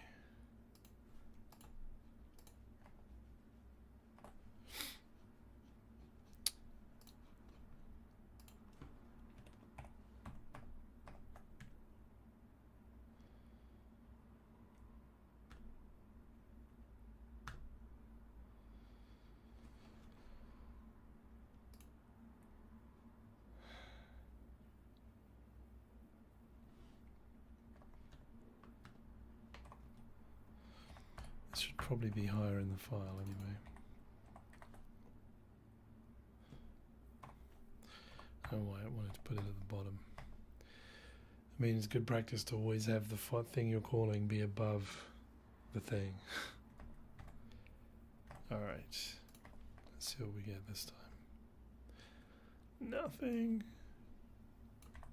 But we still got progress. There is a little progress. You did fix some of the errors, but we still have one final error for the function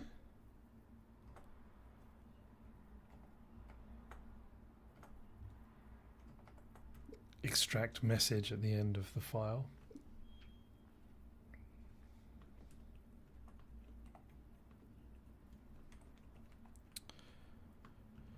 Here are the results.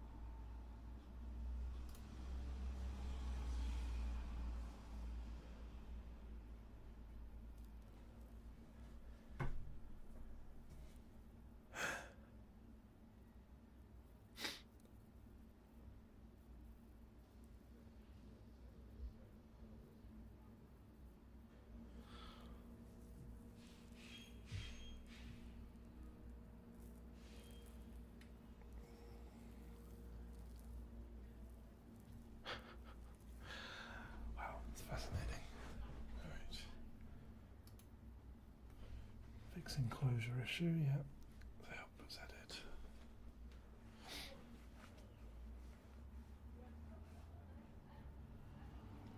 Yeah, oh, if he doesn't use a semicolon. Yep, I might have to, by force of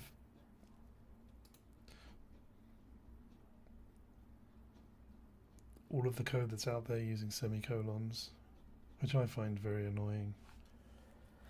They're not necessary except in about 5 cases. So why? But that is life. Semicolons are life, but not the good life. Alright, let's see. I need to link this. Well, better than it was.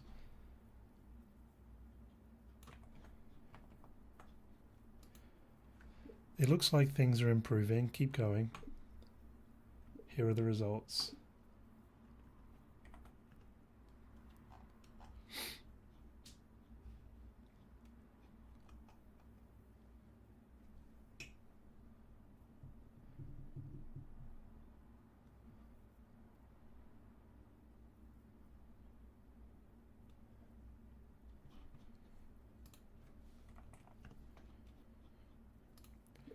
Write me a message to give to Chat-GPT that has the most likely chance of success in getting it to fix its bad behavior in producing bugs in the software. It needs to be a little bit mean, but not disrespectful.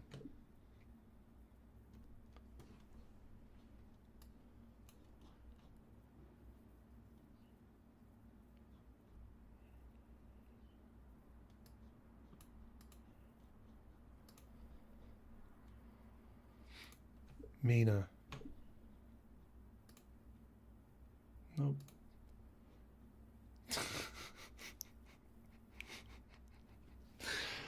That's so funny.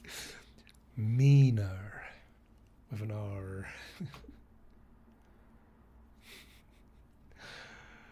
I guess this is what you get for being English. Meaner.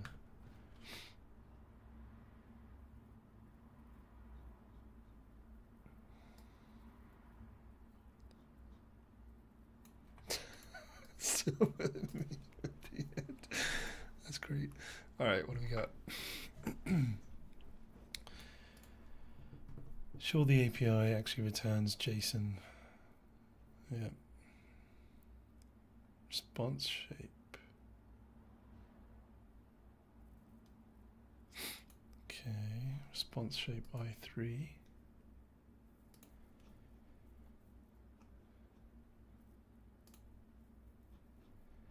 And AI31. Quick validation, but first link.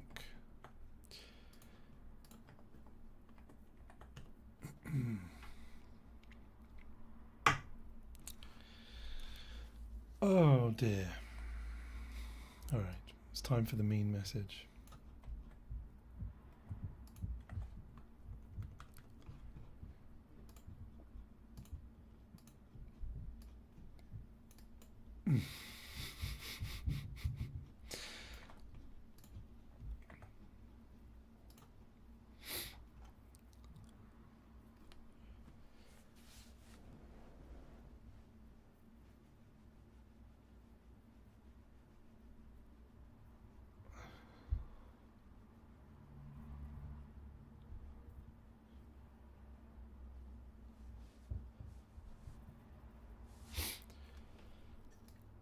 Okay, first we need to respond professionally, apologise and outline concrete steps. Looks like these are one's validation mode, but didn't paste it. I did paste the test results.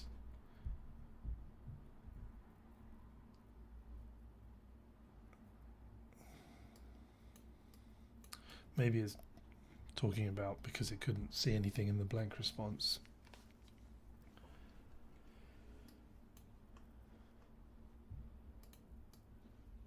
Print the raw JSON.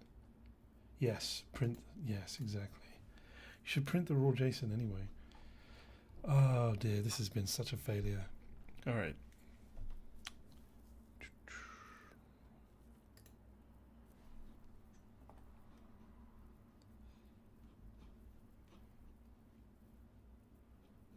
It's getting slow again too.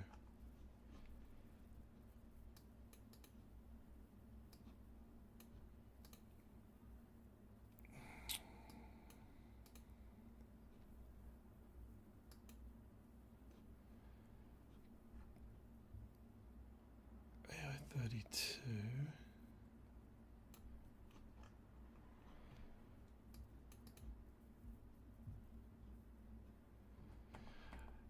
You know, I wonder if this is going to turn out to be my fault. Have I not linked something correctly? So AI 32 is importing, fly, i3 MJS, response shape i3,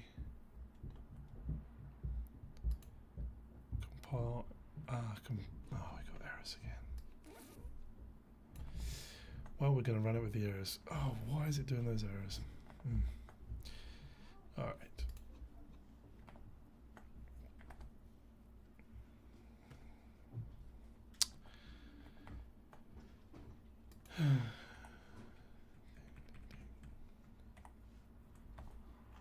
Any more errors here? Should check these files for errors too. Looks okay. All right.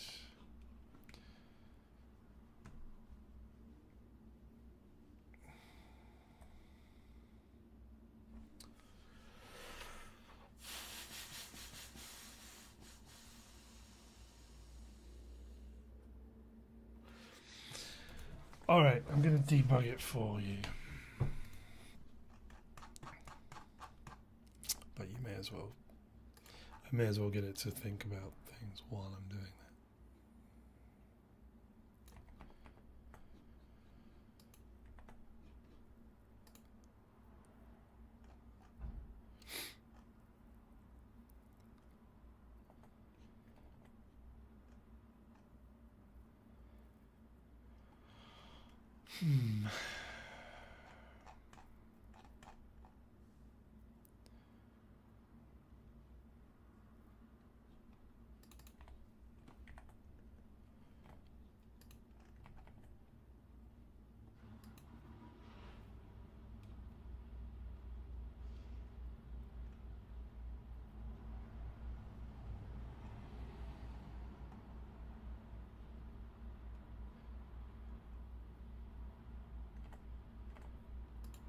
That was quicker than I expected. Guess I'm going to give it a shot.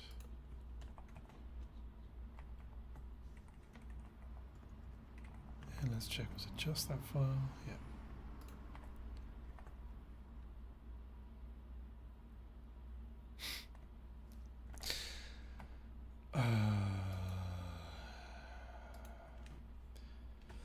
Okay, seeing as you're failing over and over and over to get anything working, why don't you provide comments, detailed comments for all of the code files you've produced?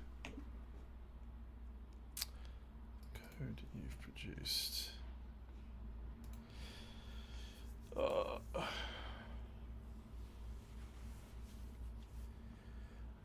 I wonder what if we make it reflect on its own comments, see if it can find the bug. That would be an interesting test.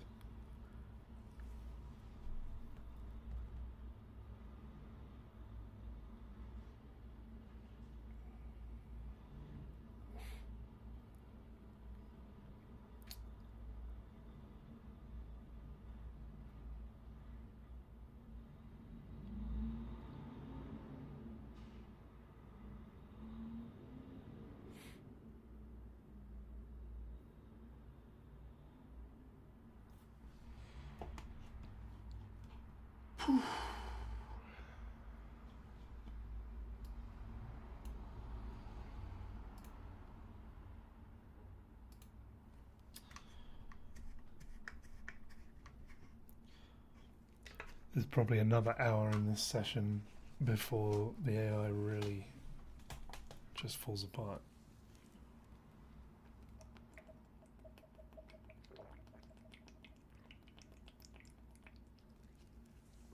I wish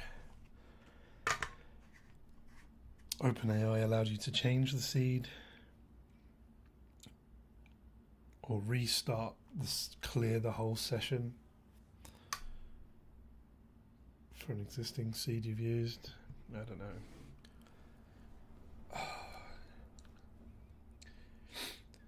Right, let's download this stuff. Yeah, 34.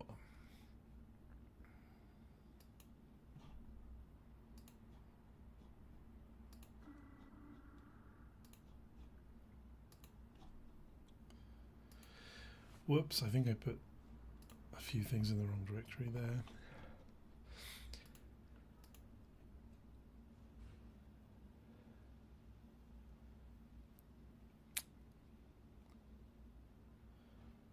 So these are going into lib.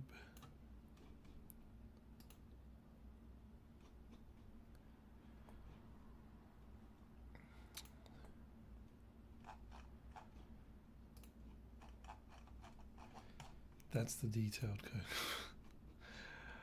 I don't know why. Maybe I should have asked to do it one file at a time.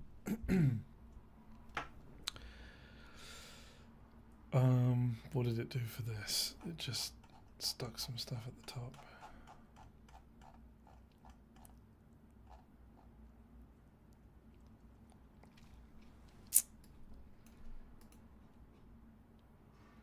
Yeah, that's not the kind of comments I was looking for. I was looking for more detailed comments of the within the pieces of code it wrote to explain what it was doing, because then it might have a better shot of linking that. What I was really after is for you to write detailed comments line by line for all of the code that you added.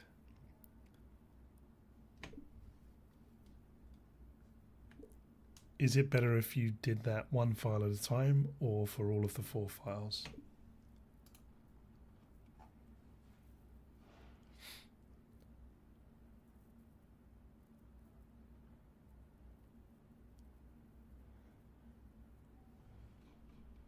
It's getting slow.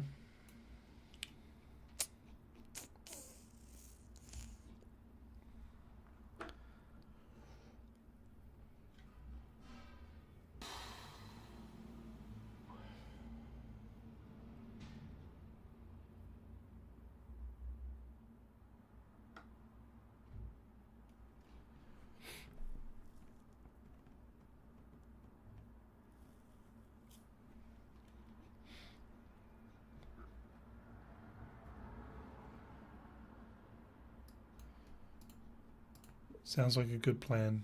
Make it so.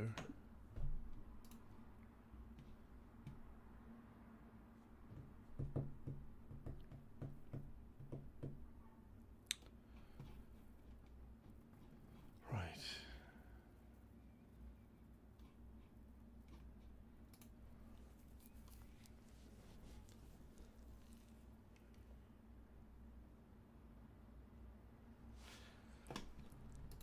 We're just going to leave this session behind.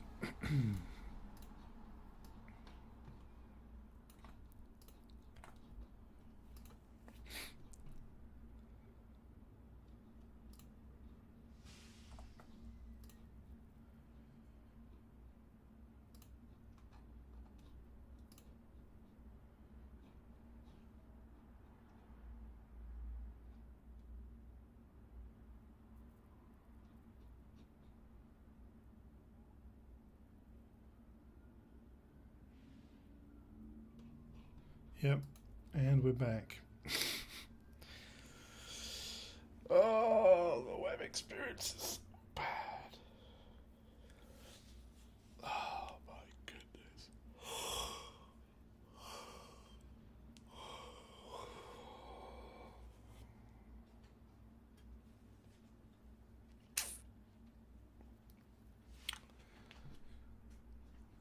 Oh my goodness. All right, so good thing we're moving out of this session. This has been a bad session. 35. Let's see what we got.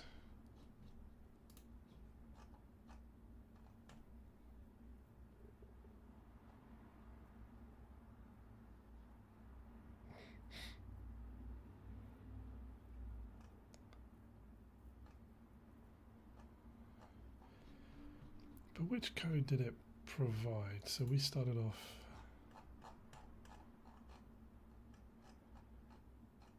See, I thought it added that extract message part.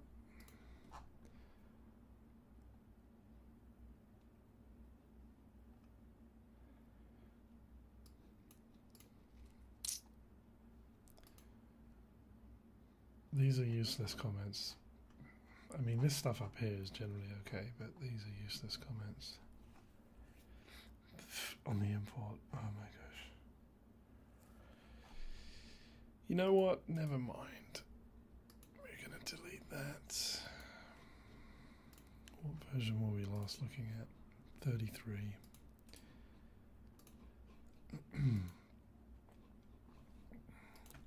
Okay, your comments are horrible. I can't believe...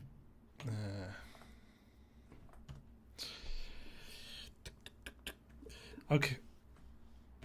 Write me a summary of what the tool does and the problem that you're trying to solve and the feature that you're adding.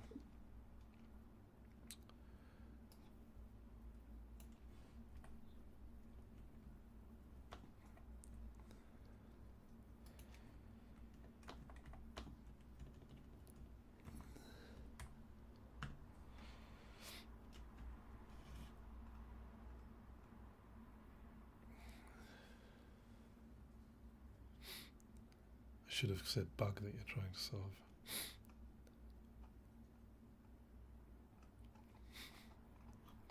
Let's pick him from my history.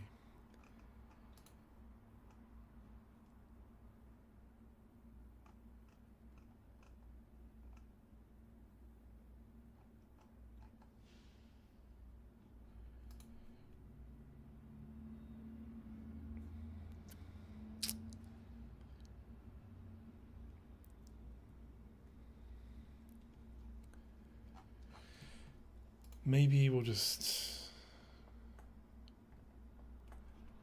this time I might just give it the zip. So let's get rid of these guys.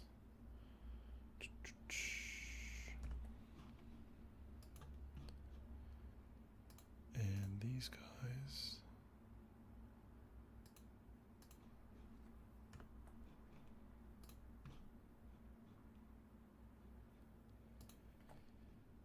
And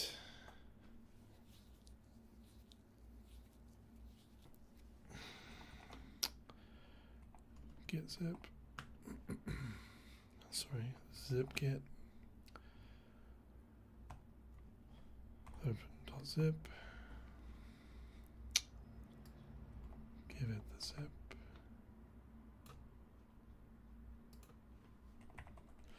Please analyze the current code base.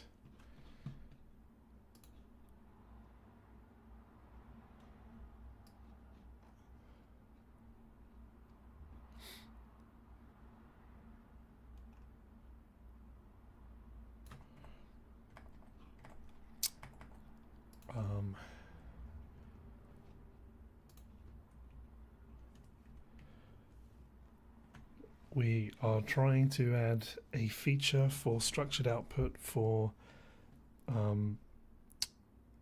.mjs mode.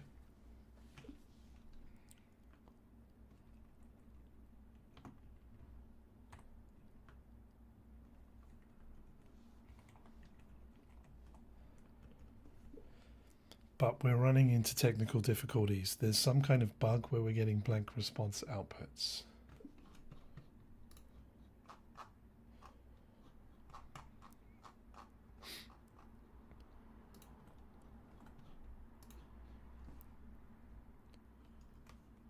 When running this command.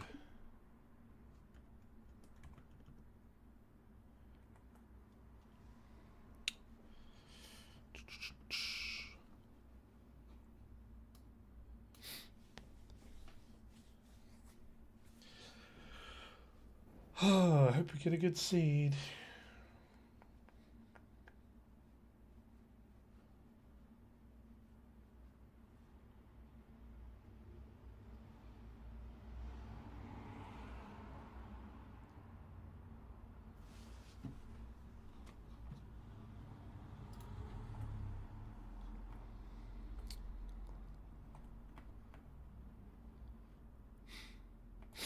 Let's see if we can figure out what's going on at the same time.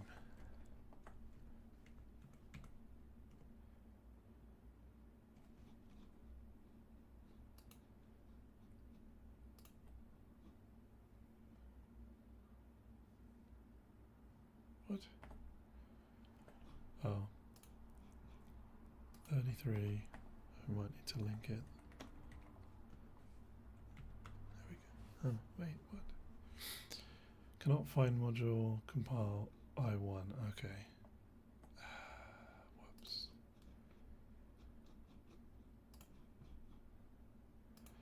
Let's use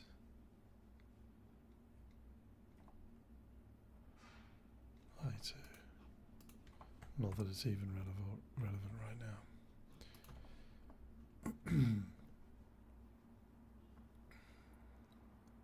Response shape by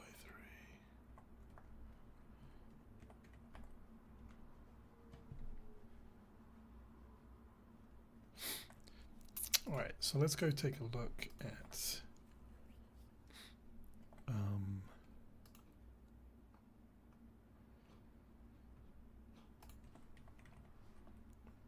let's find response. If body.stream.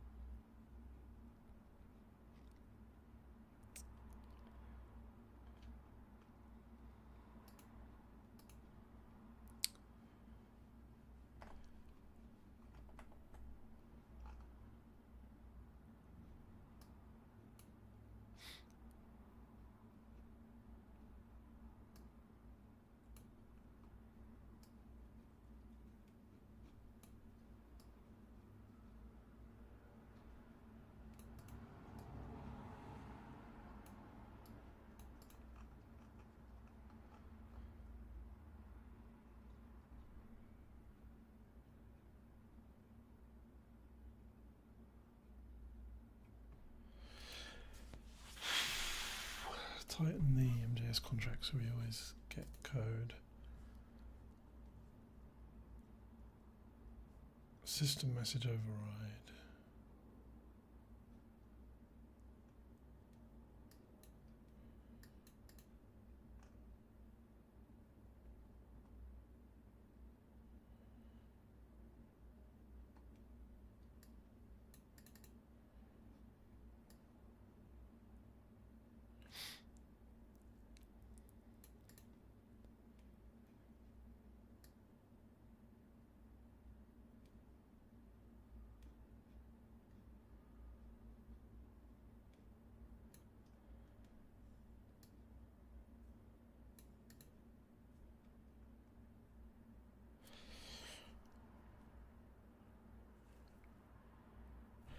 What model is it on?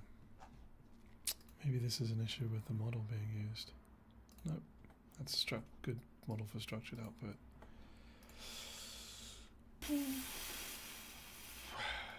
No tests right now.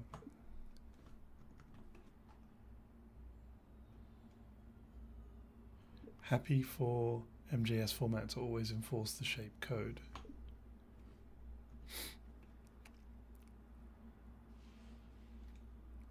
Yes to the standard error if code is missing.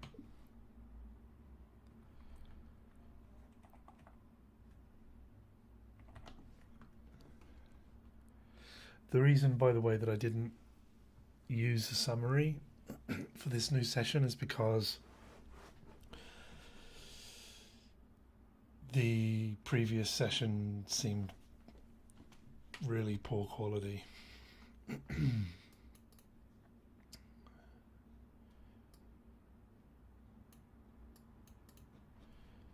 Yes, I prefer that you always bump the imports with dash I and then the number.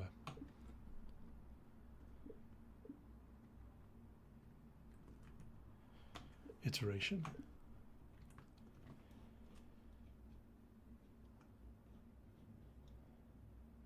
Go implementation mode. Fingers crossed.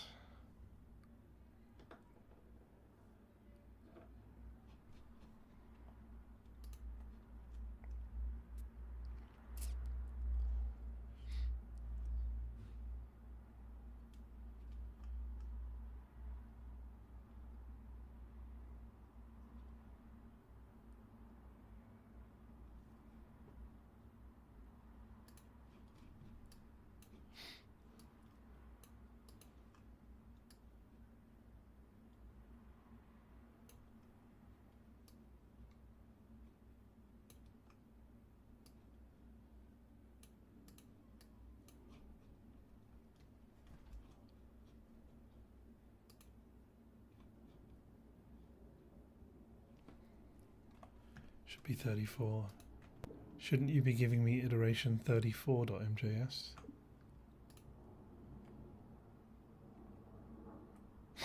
Excellent catch.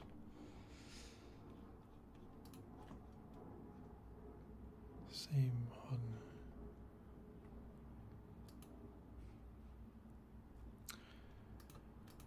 No, just make sure you generate iteration 35.mjs file name next time.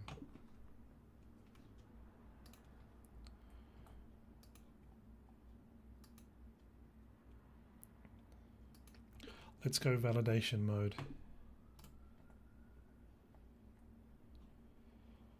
Right, where are we at then? Let's see.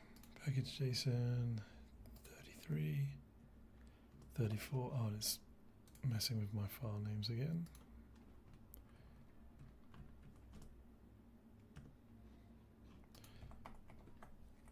npm link.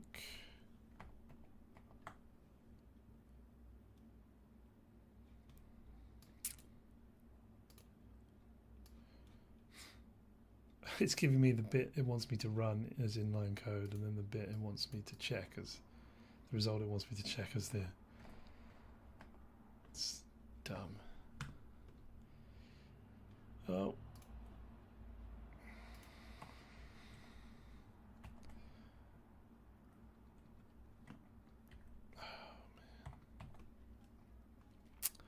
I mean, this is too many lines of code now.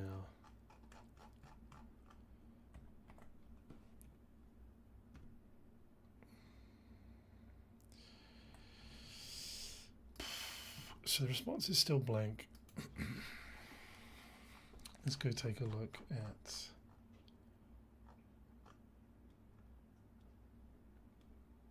body.stream. If effective format is MJS.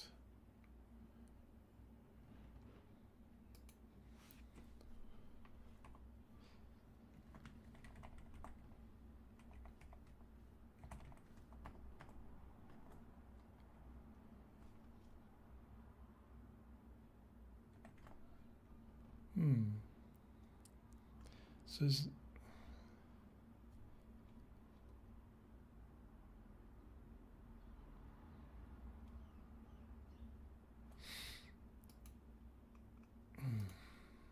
console or JSON.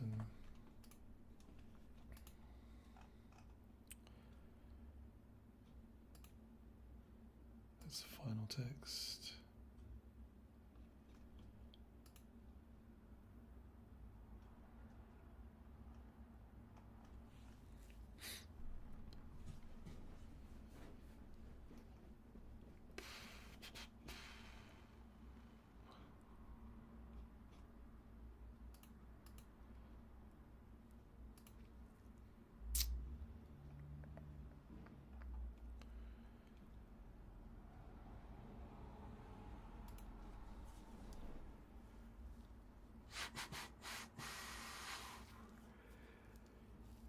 I think it might be time to refactor. I think I'm going to have to refactor all this code from a previous version. Right, but I need to take a bathroom break, so I'll be back in a minute.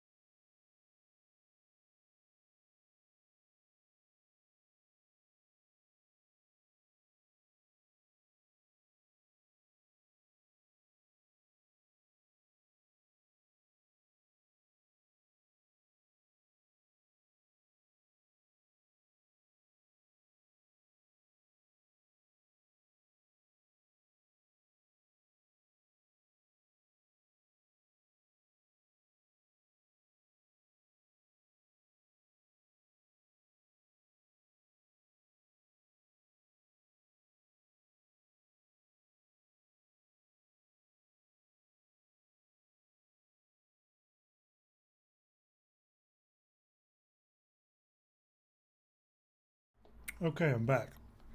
If at first you don't succeed, eat cheese. All right, so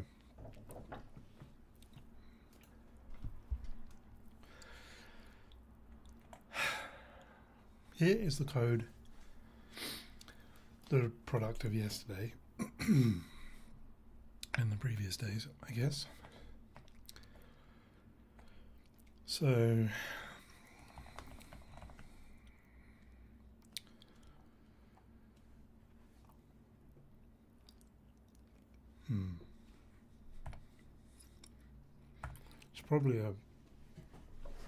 there's probably some law against eating food on stream, but that's too bad because I'm hungry.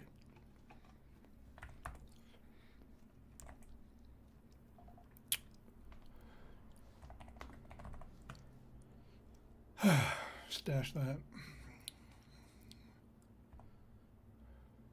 So we're back to where we were last night,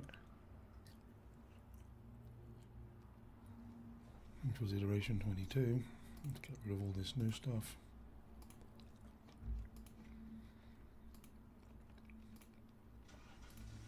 Do you ever have that moment where you're working with AI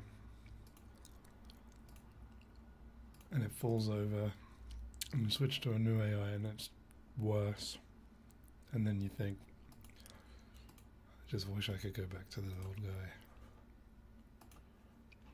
Alright, so those are new files. Don't need any of this.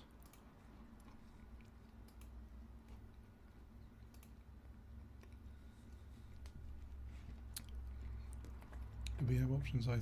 Let's check. Yep, okay.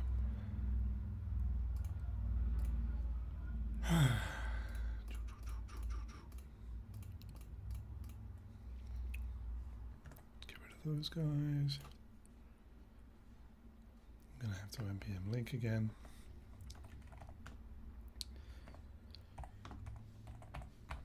Let's test again. Oh, I've still got that stuff there.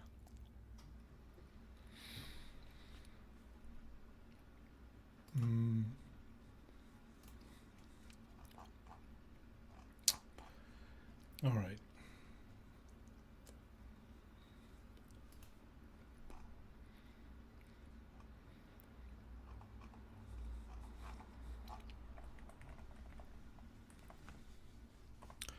So I think what I'm going to do is try having the AI take a pass at refactoring and see where it gets. Options I2 doesn't need to exist.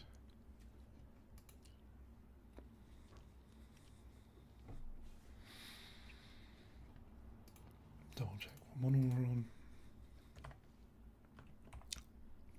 I want 4.1 mini for structured outputs.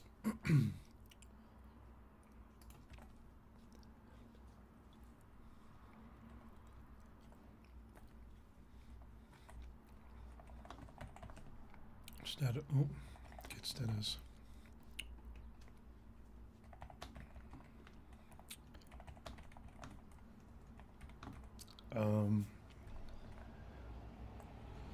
Saving cleaned up state from yesterday evening.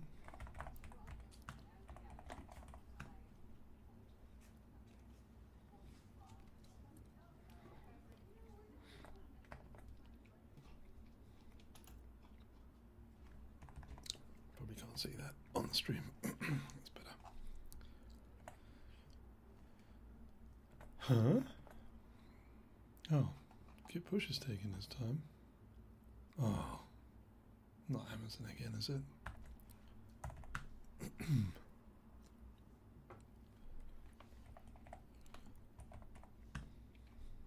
There we go. I don't know what happened there. Gremlins.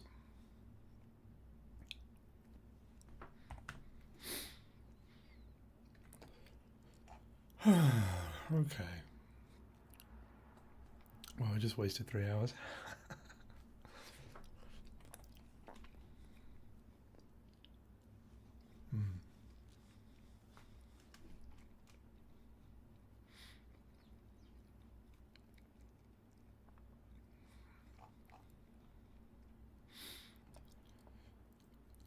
All right.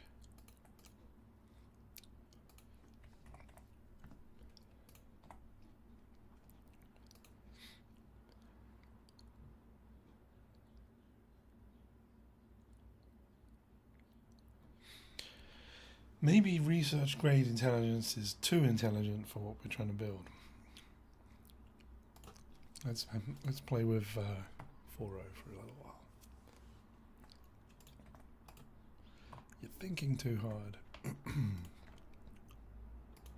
All right, git zip. Oh, zip git. Open zip. Oh, not yet. Did we give it the def prompt? There we go.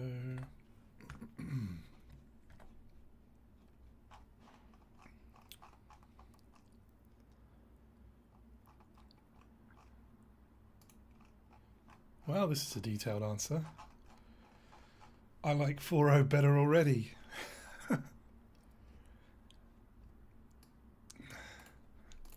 I like you already.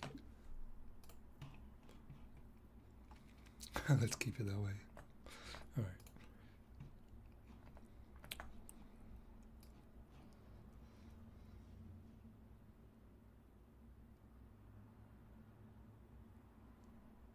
Isn't the tab menu open when I hover it?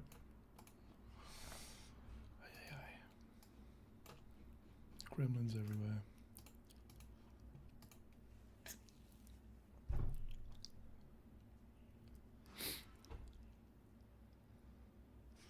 Maybe we should have another mode. Maybe we should have analyze. Oh.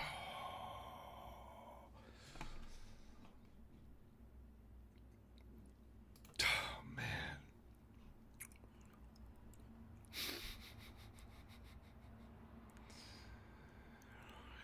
Oh, I like this. Fancy colors. Should I unpack and load all files into working memory now?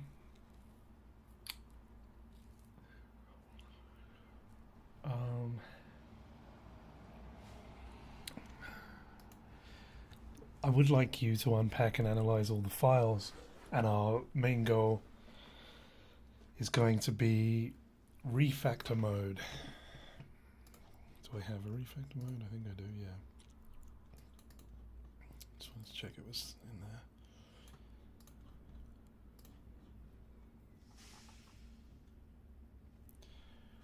Once you've analyzed the files and put them in your memory and considered how you want to refactor them, let's talk about what your approach would be and why.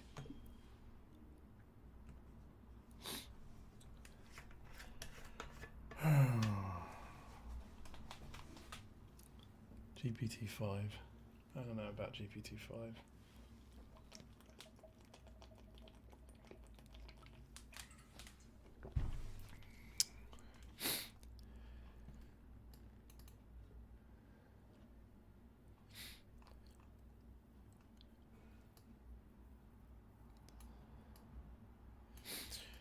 Alright, so we're going to analyze full code base, identify module boundaries and responsibilities, redundancies, violations of modularity or code style drifts, candidates for splitting, dedupe or normalization, opportunities for better cohesion, clearer folder structure or test isolation. Then I'll return with a refactor strategy explaining what I plan to refactor, why each change is warranted, which files should be impacted in the first iteration. I should treat the most recent version of AII 22 and so on as canonical versions.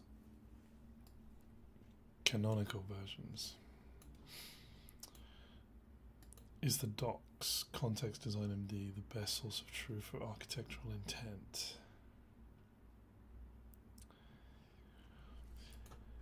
The docs context design is the best source for architectural intent.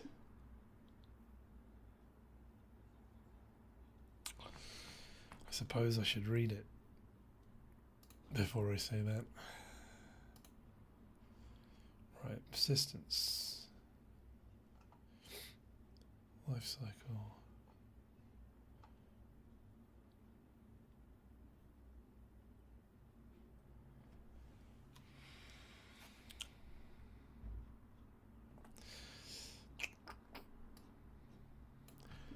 Don't worry about the document for architectural intent. Rely on the code.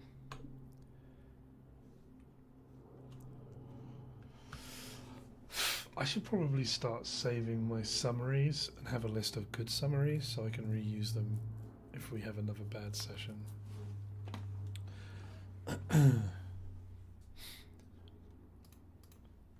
And ask me questions where you need clarification, always.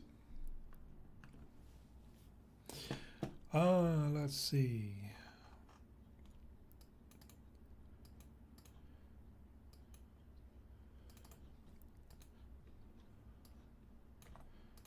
What do you mean by canonical in this context?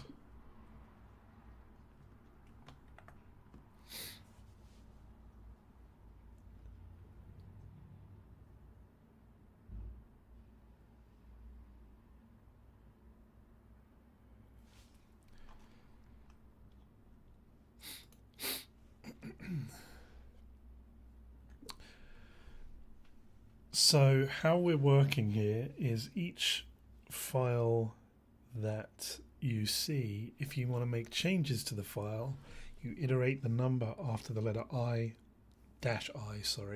after the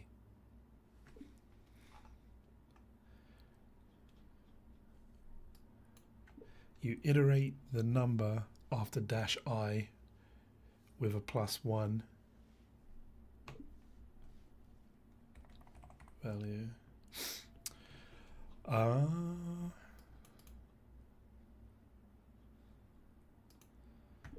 And the current files that you have stored in memory and analyzed are the latest iterations.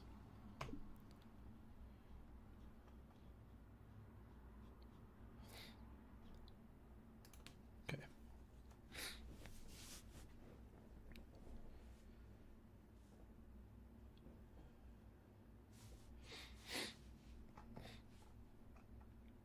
Refactor strategy. Monolithic CLI. Yep, I was getting monolithic.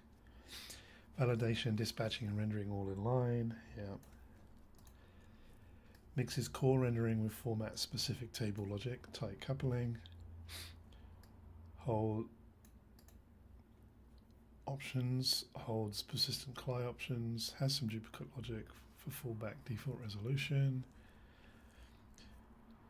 Response shape I2 contains shape validation logic that ideally belongs closer to renderer or output module. Wait, contains shape validation logic ideally belongs closer to the renderer or output module. Yeah, that's probably true. Global pattern, iteration naming, -in, yep, respected, but some files are cross-dependent without a stable base module, e.g. renderer assumes option structure directly. I don't know why it's some files are cross-dependent without a stable base module. What does it mean? What do you mean by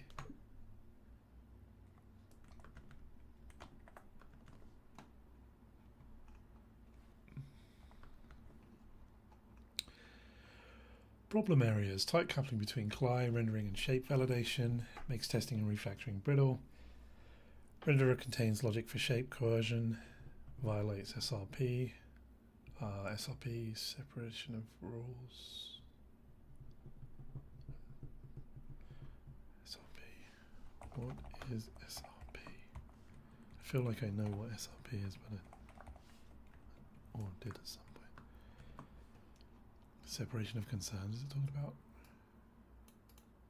Yeah, separations of concerns, but some other, well, we'll see. Options, resolution logic not shared, duplicated across CLI and other modules. Hard-coded error handling, scattered and inconsistent, would benefit from a single error schema or class. Yeah. I don't know how complicated I want to make it though. Short-term module goals, validate that structure response matches expected shape. Output factory, create output functions based on format, that's nice. Consolidate logic for format and model resolution, defaults, CLI, fallback. Errors, centralize common error types. Okay. I mean, yes, that's always a good practice, but I just kind of don't want it to do too much.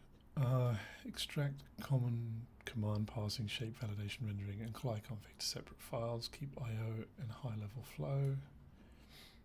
Strip shape assertions and only render. Move validation to shape validator. Yeah. Move default resolution logic to format options. Keep only serialization and loading. Yeah. Replace new shape validator and refactor to support reusable checks. Okay. Refactor to support reusable checks. Okay. Tests to add. Valid invalid cases. Yep. Test the correct rendering functions chosen by format. Ensure fallback override for format model. Assert that each error class can be thrown, caught, and is formatted consistently. Did I put that we only use Node for testing?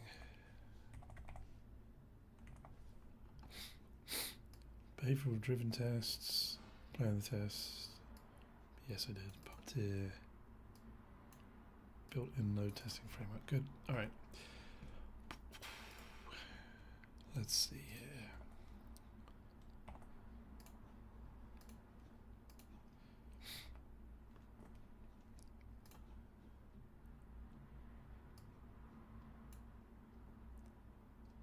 Let me reread this. Test the contract. Ensure fallback override on the models. Yeah, that's good. Assert each error case can be caught.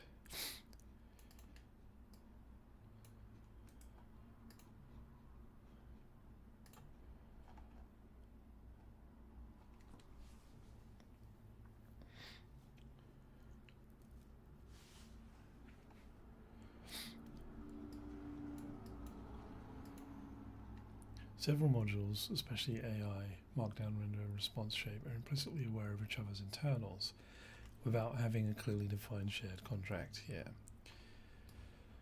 Calls the renderer directly and assumes that the renderer will validate the structure, handle errors gracefully, and know what the format is dealing with. But Markdown Renderer also contains logic that checks if the input has a code field.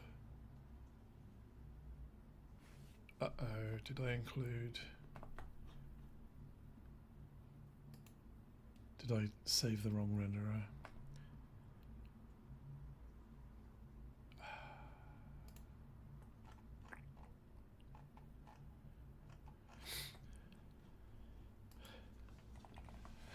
Let's see. All right. So what do we got? Docs. Nope. Lib. Markdown renderer. I5 was from 2 days ago. Oh, but it's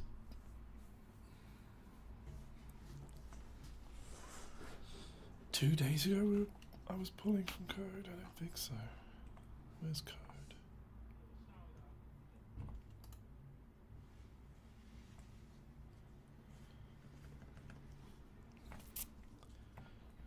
Maybe I need to reread that.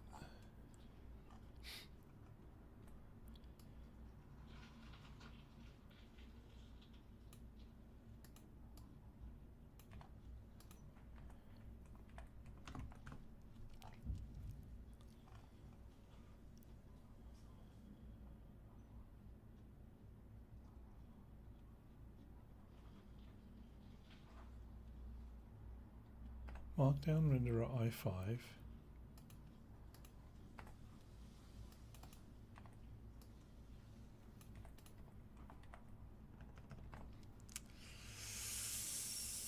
What?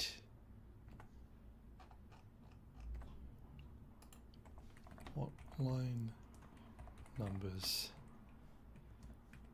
do you see this? Maybe I gave it the wrong zip file. No, today at 4 p.m. Ay, ay, ay.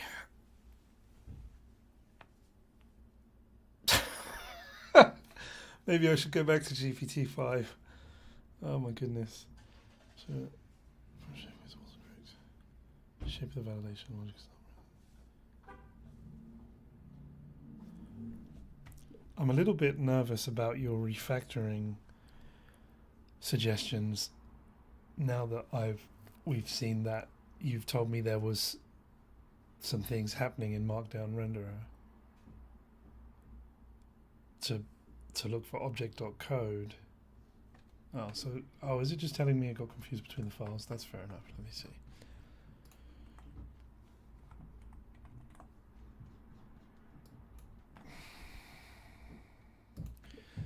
Yeah, I'm a little bit...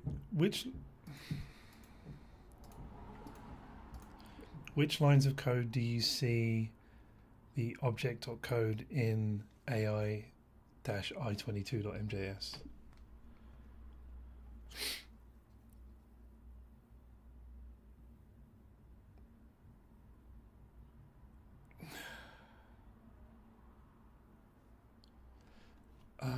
Where's it getting this from? Is this just pulling from the last session's memory? Are you pulling this from the last session's memory or actually pulling this from my code that I uploaded with a zip file?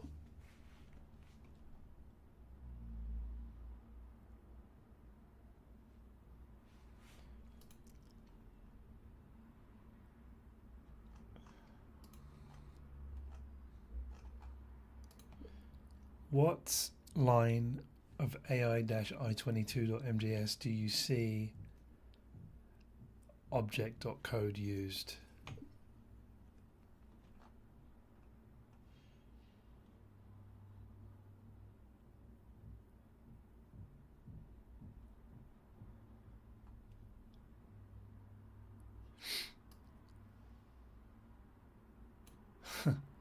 It's looking at this code.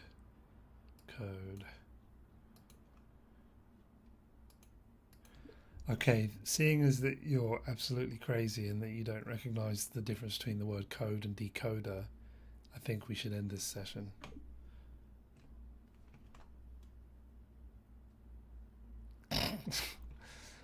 Wow.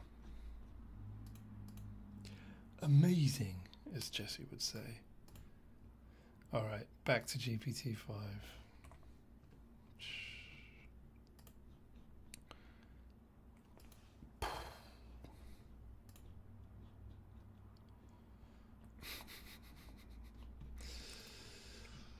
Oh my goodness.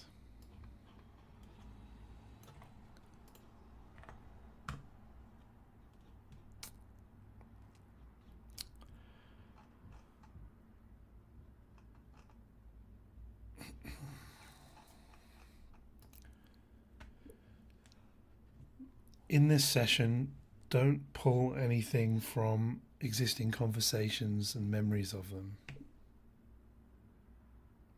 You do have the ability to do that, right? Oh. Okay, good. Oh,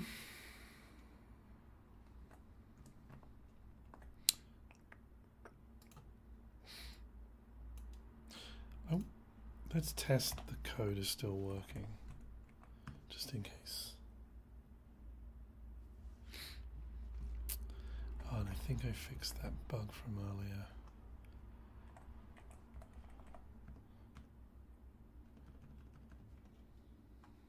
Ah.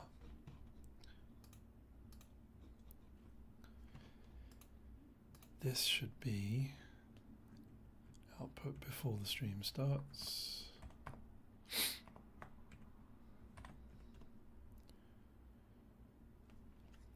Yep.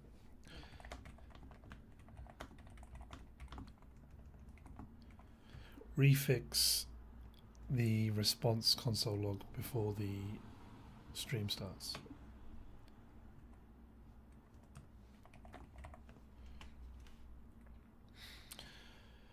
And zipkit again. Open zip.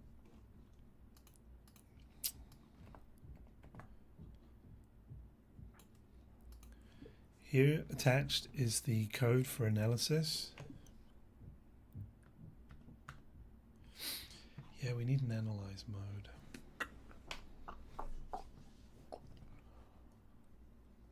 I might have to research about how AI is doing analysis.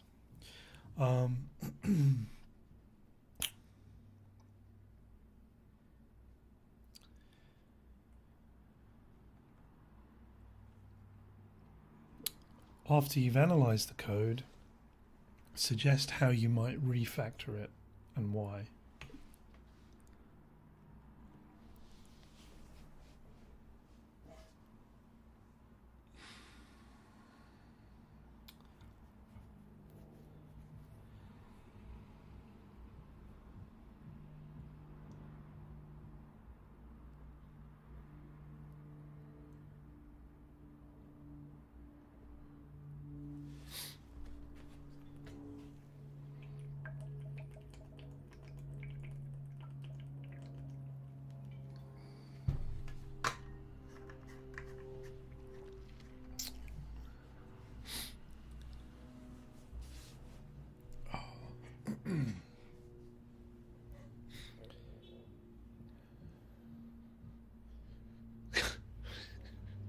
GPT-4 is so dumb. Maybe I just got a bad session. But wow. It was completely hallucinating. I think it was pulling stuff from memory. It must have been because it was the exact same structure that was being used by the session that went nowhere. Oh my goodness. All right, let's see what we got. I analyzed only the files you attached, nothing else. Good. Unlike your predecessor. Here's a focus refactor plan with clear boundaries and why for each change. Actually, you know what's interesting? I wonder if part of the reason GPT-4 is so crazy now is, I was going to say because GPT-4, the memory recall from previous conversations only came out in GPT-5, but actually I think it came out in GPT-4. But maybe they don't drive well together. Anyway, 406 lines of code, client entry point doing argument passing, config, default, signal handling, format selection, message construction, and streaming output. This is the map of what's there. The renderer, big multi-purpose markdown table renderer with various utilities with measurement, cell formatting, inline styling. Options, normalizes CLI options, response shape, minimal shape, request body helper, no test detected, no ESLint config file present, and so on. Yeah, I should probably put that in there. But sometimes when you do that, the AI keeps giving you... Well, I guess it doesn't hurt to have it on my side of the fence. Yeah, maybe let's go do that now. All right.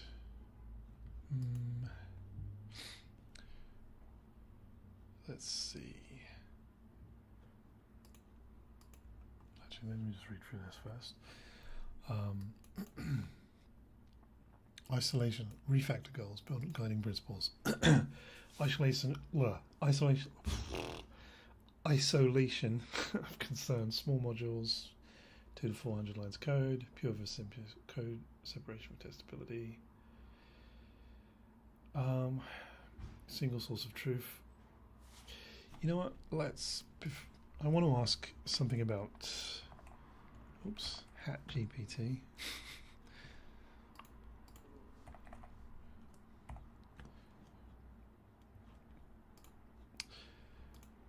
Ready to dive in? Okay. Tell me, as an LLM, would you find it easier to work with JavaScript that has semicolons because the corpus, for the most part, uses semicolons, or is that incidental?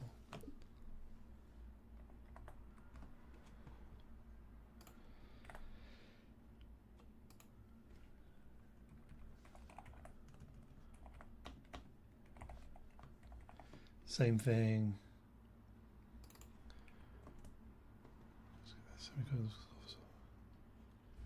I'll ask the same question to Grok.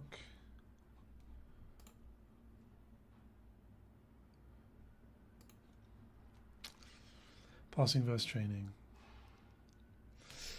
Right, they don't pass code. We tokenize it, meaning learning statistically from sequences, symbols, tokens in the corpus. No, it's just another token in the sequence. The model doesn't truly need semicolons to understand JavaScript syntax. You're correct, the majority of the JS code containing corpus, so on, does use semicolons, 80-90% historically, so yes. The presence of semicolons is more common. That means the model might expect them more often, especially in a multi-statement or minified code. However, there's also a significant portion of code written in modern semicolon freestyle. Standard JS, prettier, no semicolons, so the model has strong exposure to both. Okay. Impact on output quality. When generating code, semicolons help disambiguate token boundaries. Yeah. Without semicolon returns. Yeah, well, that's true. Yeah. Understanding generation bias.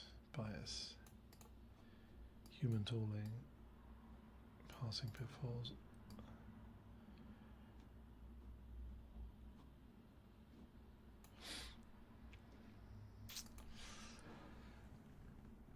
You're primed to produce semicolon using code, does that mean I'll use less tokens in the context window if I ask you to produce semicolon code?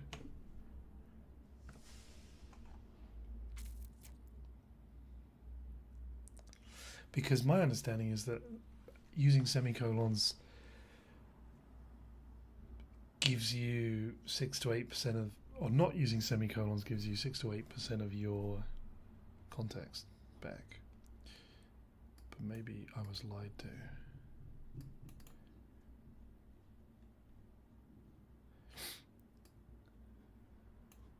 Yeah.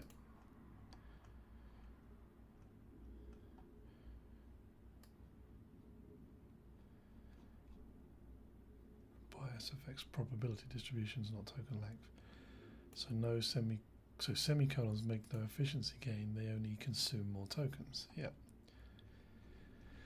So only rare cases where semicolons will reduce total tokens is where code gets tokenized fused patterns. Often a single token. Okay, yeah. Fractions of a percent.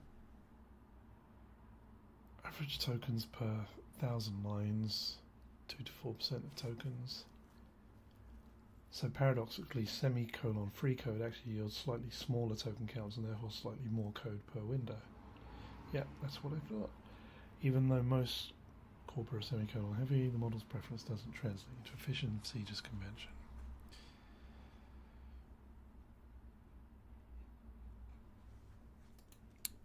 You say it doesn't translate into efficiency, but ...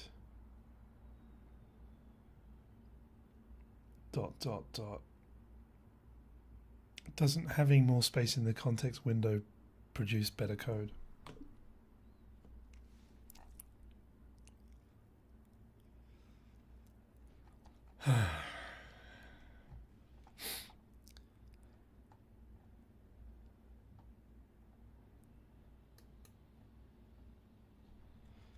In a 10K line file, you might waste 5 to 10K tokens purely on semicolons. That's not catastrophic for short snippets, but if you're pushing a large context window, say 128K tokens or more, every token matters, especially when you're feeding in multi-file context, doc strings, test specs, etc. So yes, semicolon-free code literally gives you more usable headroom. Right, exactly. My understanding from previous conversations with different AIs was that I would regain or claw back 6 to 8% of my context window by choosing not to use semicolons.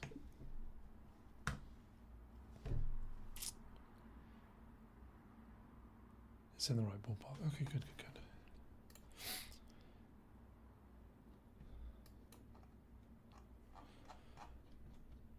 I guess we don't need Grok's answer for this. All right.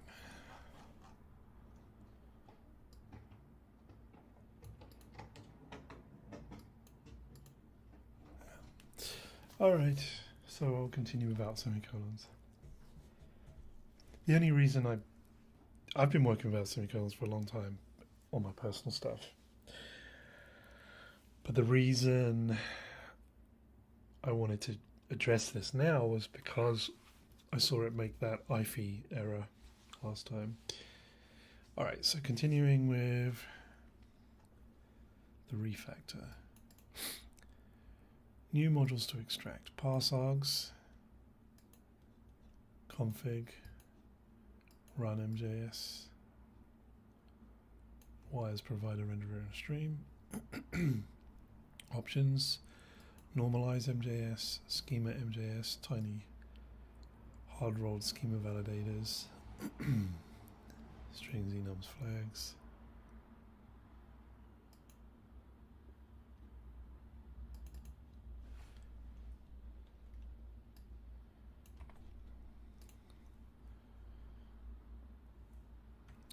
Explain to me how the... Where did it go? I'm looking for the line now. Explain to me how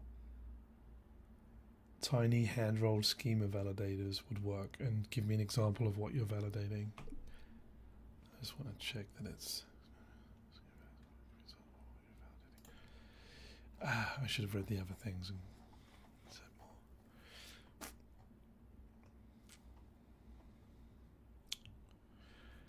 Keep format, logic, and validation together to prevent drift across client renderer. That's good, yeah. Response shape and validation. Coerce JSON object, ensure code field. Build request, constructs provider request. System guards. Central place to enforce MJS must have code.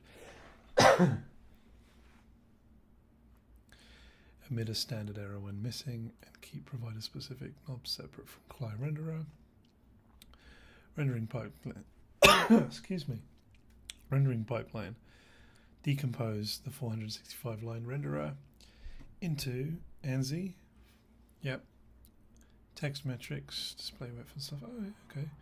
Inline, emphasis inline tokens, blocks, paragraphs, code fences, layouts, count rows, format cells.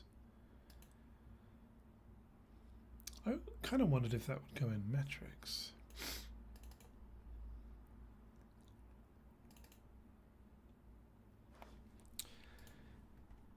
It's interesting to me that you put count rows and display width in separate files.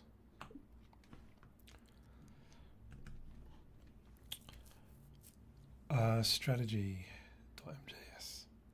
Format strategy dispatcher. Oh, okay. Render markdown, render plain, render JSON, render MJS.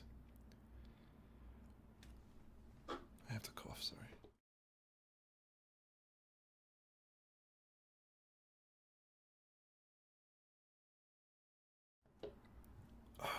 Okay, that's better. Right.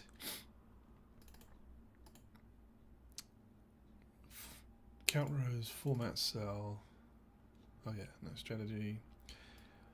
Y renderer has multiple axes. With markdown tokens tables, splitting isolates tricky math, string handling, making it easier to unit test edge case. Yep. CJK width, emoji, nested emphasis, code spans inside table cells. Provider abstraction. Provider, chat request, stream trunk completion. Your chosen provider wrapper. Makes the client independent of any single SDK, which is good, that's what we want. Also simplifies mocking for tests, pure formatting versus impure network. Streaming and back pressure. Coalesce partial tokens, guard UTF-8 splits. Sync MJS standard out sync with flush policy, supports cancellation. Prevent broken graphemes.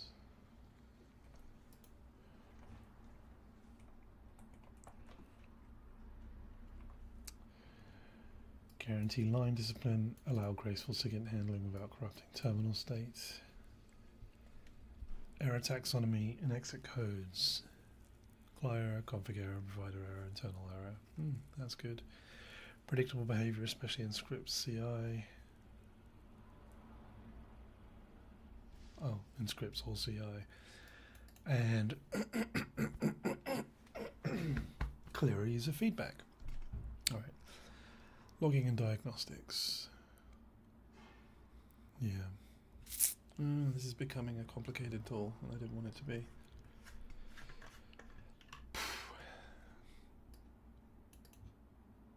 Create a single strategy, no duplication across files, markdown, plain, JSON, MJS. Eliminates format checks scattered between bin options and renderer. Yeah. Safer SIGINT and shutdown. Move SIGINT handling out of the rendering code. Tracking and abort controller passed to provider and syncs. Y keeps rendering pure and avoids half-written escape sequences on interruption. Okay. Expected payoffs: reliability, stream safety, and no partial glyphs. Predictable exit codes, consistent format behavior. Testability: 70-80% coverage achievable quickly, hitting small pure helpers. Speed of change, adding a new format. HTML or provider becomes dropper strategy, adapter plus tests. I do want to add HTML. Maintainability, each file does one thing. Onboarding new, I want CSS too. New contributors, straightforward. I don't really care about that. Or maybe people will love it and they'll all want to use it. I don't know. Doubt it. Minimal change sequence. Extract options, normalize and write tests. Introduce format strategy, no behavior changes. Good. Split render into ANSI, text metrics, markdown, table layout, keep export stable, add tests for metrics and tables, add response shape validators, MJS code enforcement, behind a flag, we wire strategy to use it. Wait, add response shape validators, code enforcement, behind a flag, and wire strategy to use it.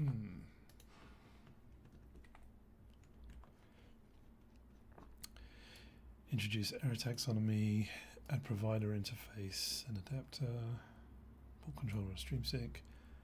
Only then consider behavioral advancements, richer OSCate and config file. Notes on style, rules and compliance. Current code already prefers tabs and single quotes. Good. An ESLint config to enforce.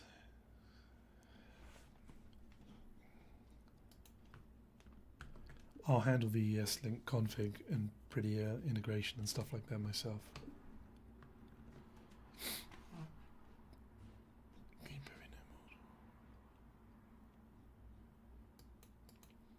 Yep.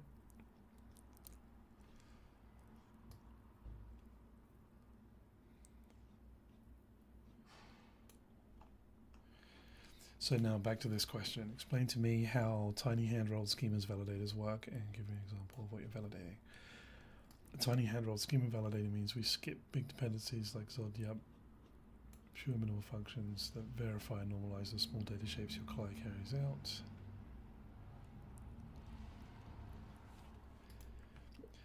I think the tiny hand-rolled schema validator is overkill, personally.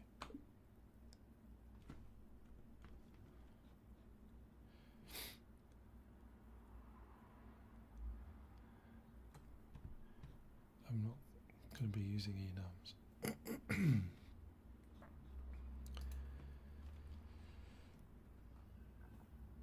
Oh, it's validating it from the CLI. Wow.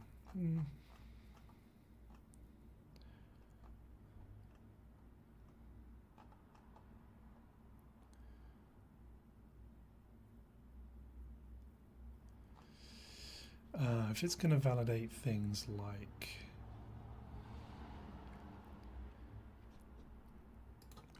if you're going to be validating things like types, I feel like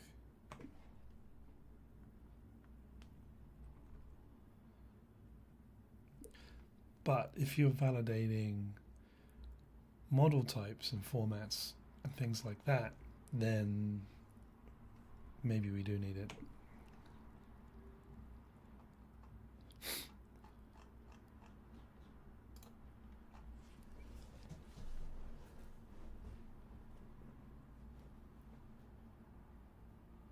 By types, I meant primitive types.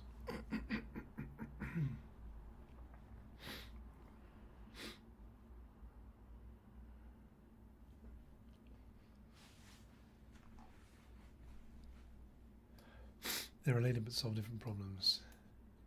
How many columns does this string occupy? Grapheme, cluster aware, emojis. Yeah.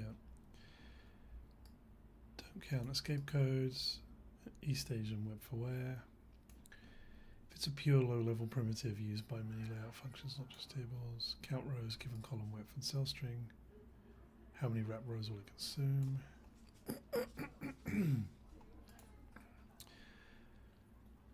Okay. Terminals draw text in grapheme clusters, a human perceived character. Some clusters are multiple points. Yep. If you slice or wrap code units, you can split a cluster, missing skin tokens, broken families, dangling combining marks, misaligned tables. Escape sequences are zero width. It must be excluded from width while still preserved in output. Yep. So, safe pipeline is strip keep AMZ.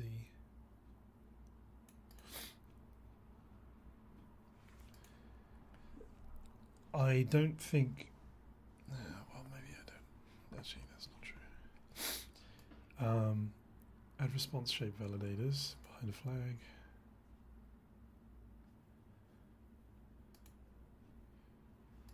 Exactly, concretely. Validation contract.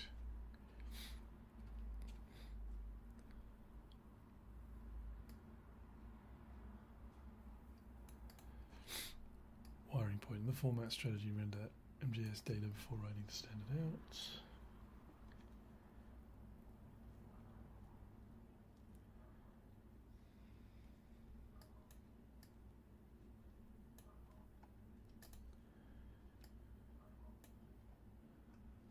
Tiny validators, overkill. We're only checking primitive. Yeah, if we're only checking primitive types, tiny validators can be too cute. Where they do pull their weight. Enum only. Yeah. Model allow list. Yeah. Response shape. Okay. True. But the response shape. Yeah, after you've got everything. File path constraints. Outside those, we can keep it simple. Keep it simple, a couple of inline checks, and avoid a formal schema layer. Suggested minimal plan, no behavior change until you flip it on. Add assert MJS shape. Is format.mjs in my repo? Let's do.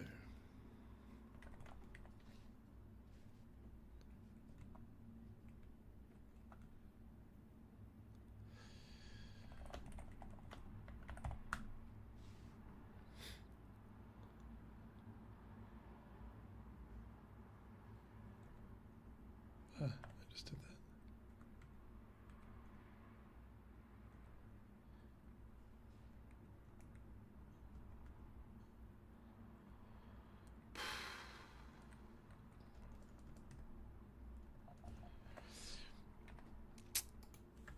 Did you find -- format equals MJS in my code base? Why are you bringing that up?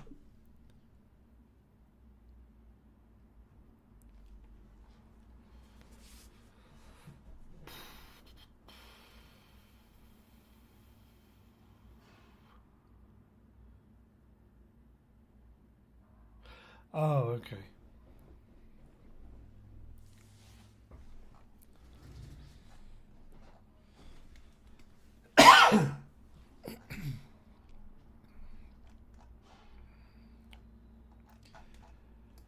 Okay, what's the first thing you want to work on and why?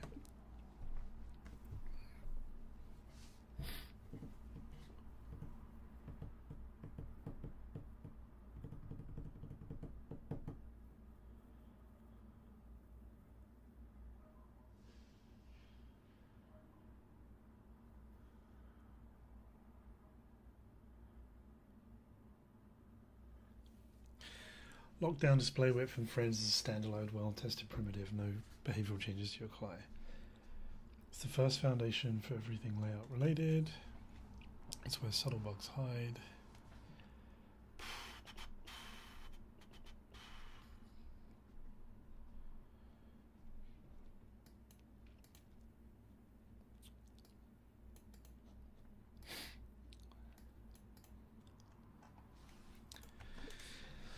The thing about your plan, while it is very good, is that it sounds like you might be dipping into changing a lot of logic.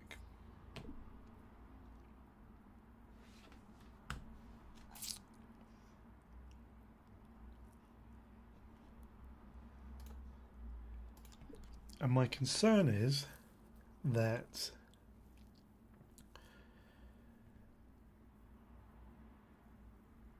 If you change too much, you'll end up in a state where you break things and paint yourself into a box.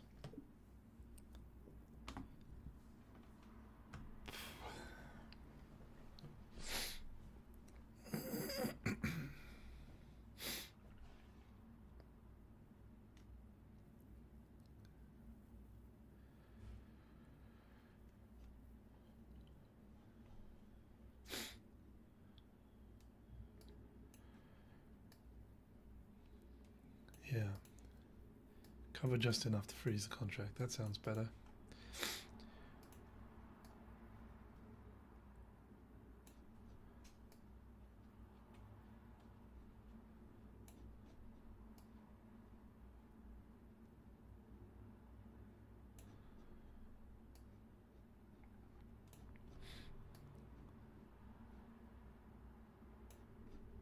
Yep. Add shadow modules, unwired, no behavior change.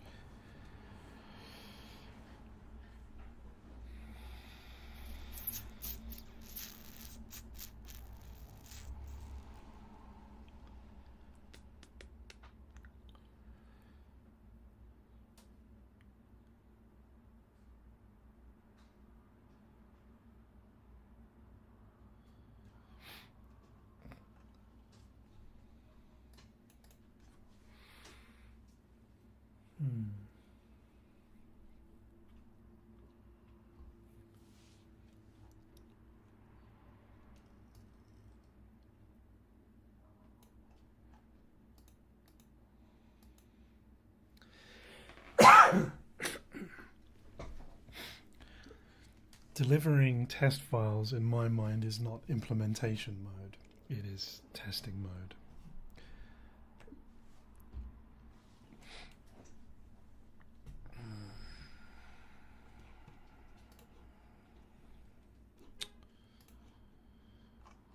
Test mode.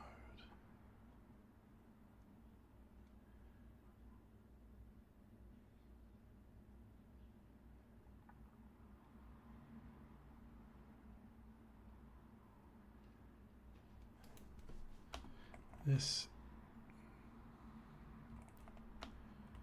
includes writing.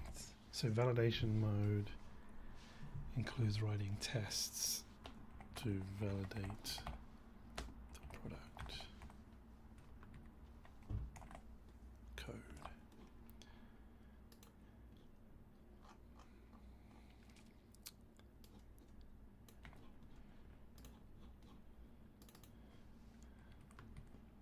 Validation.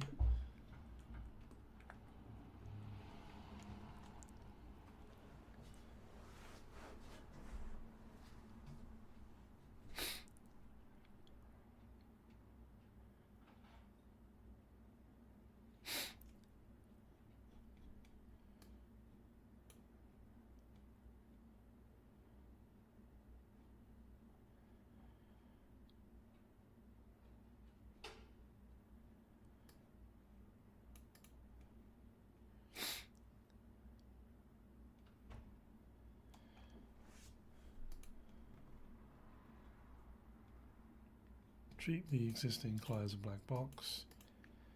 Produce snapshots to find the contract. Avoid any flag M's that don't already exist. I'm liking that.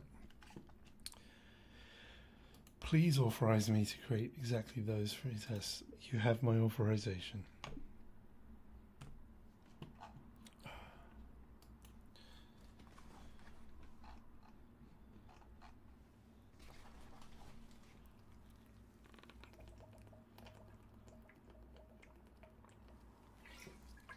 Today was a bust. Hopefully I can squeeze something good out of today. We'll see.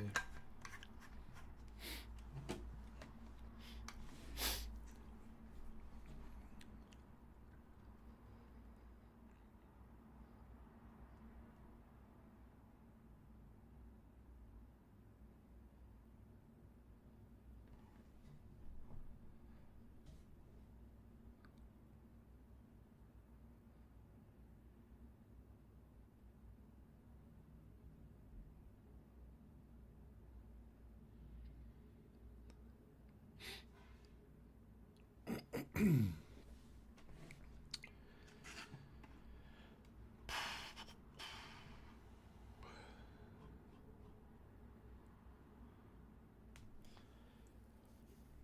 I'm getting a bit brain fogged now.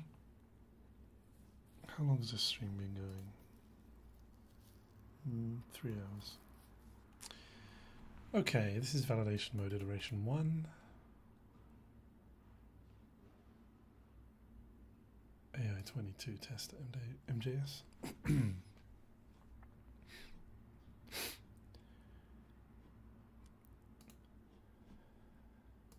Options test.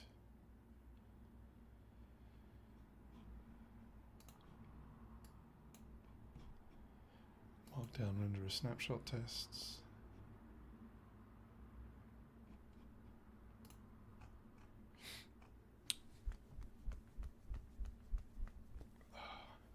What do these tests do? Looks like it's testing the shebang. Fucking hell. Excuse me. Sorry about my language.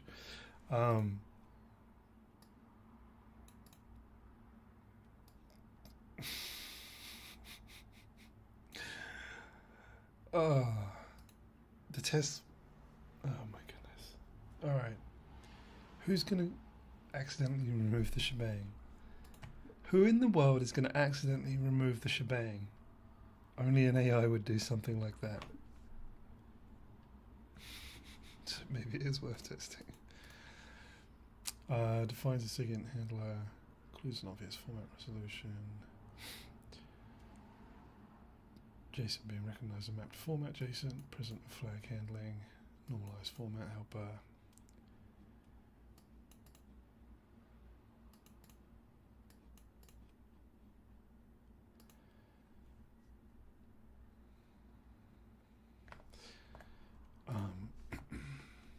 All right. Let's go take a look at the tests.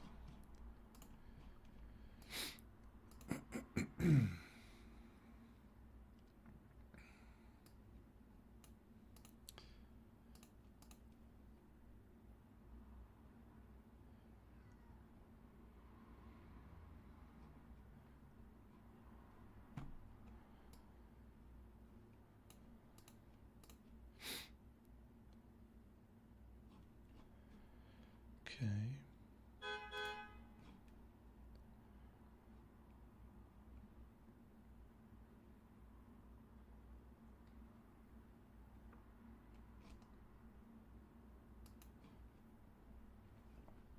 All right.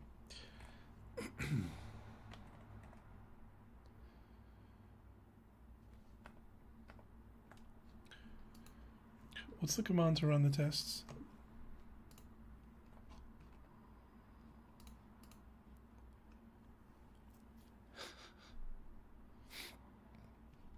Dash dash test.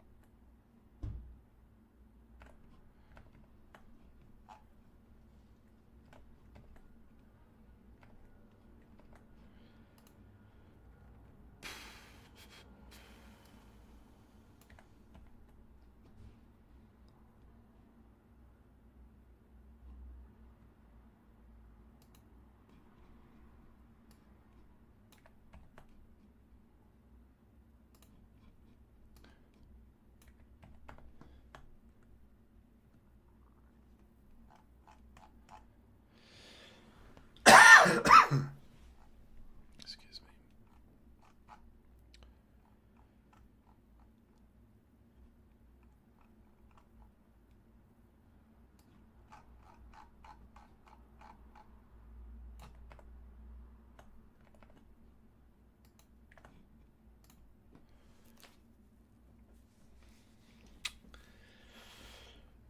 Maybe the lines of... I was just wondering if there's too many lines of code in the zip file for it to start in the generation of the output. File by file adds too much to the context window, potentially.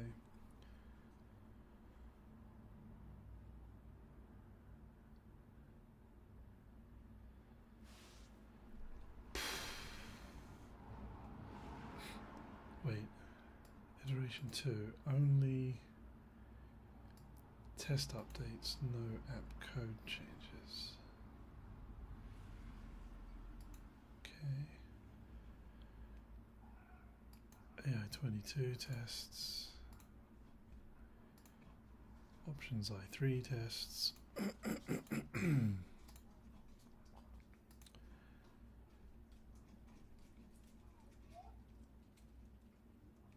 Oh my. I think I might have them. I think I might have the file name wrong, maybe. No? Just, oh no, okay. Alright, rerun. Hooray. Great work, GPT.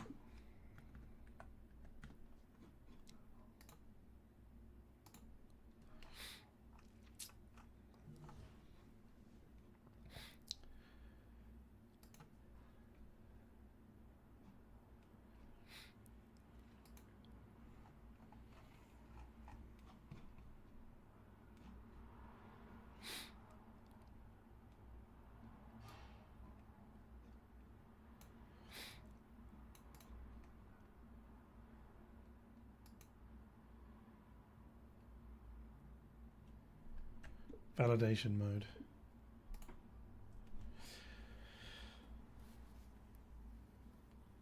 Implementation mode, tiny universe will add strict.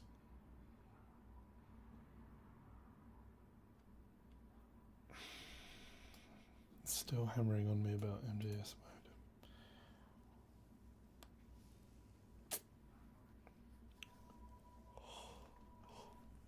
Oh dear.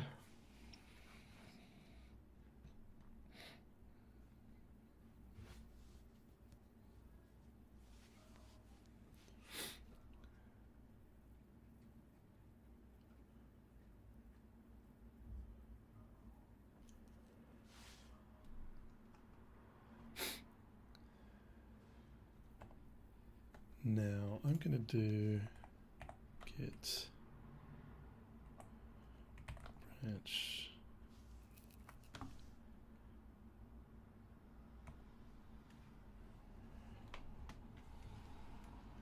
I think I only have main, yeah.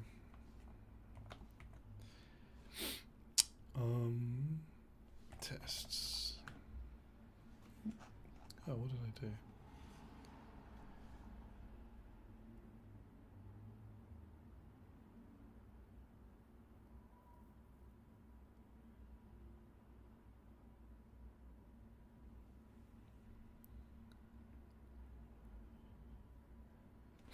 Oh, what am I thinking? Okay, git status, git add, git commit, adding first tests, git push.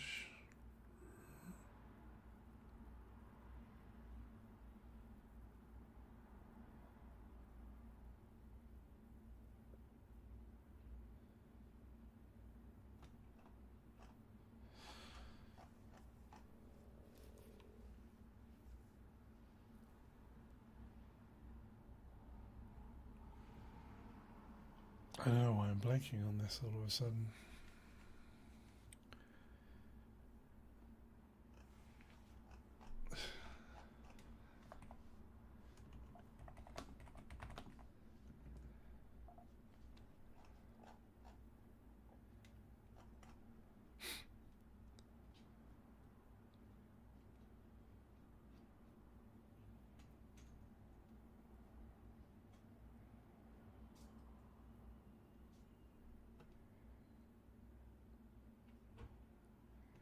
Let's delete.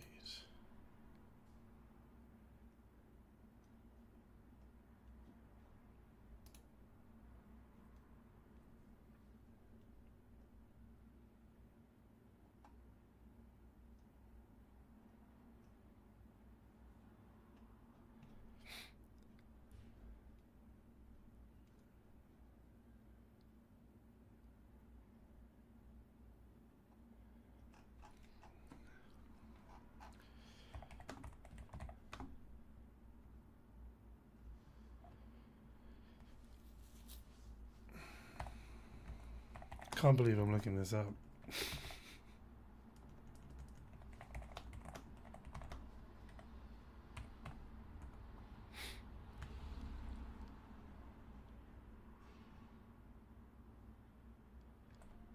Why is the AI broken?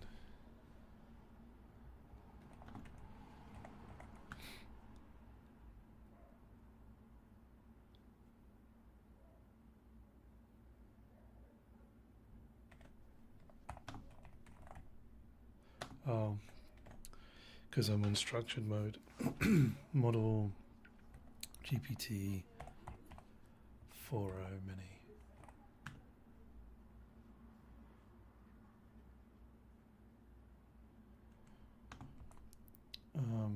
Git command to create new Git branch.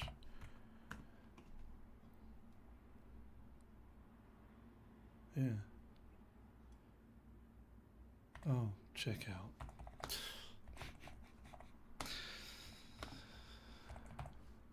But it's already going to exist, isn't it? Oh, no. Let's try Git pushing now. Yep, there we go. All right.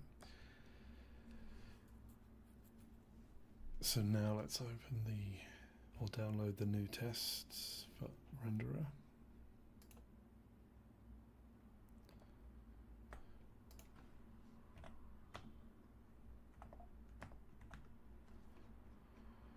So snap test, output test, okay. Node test.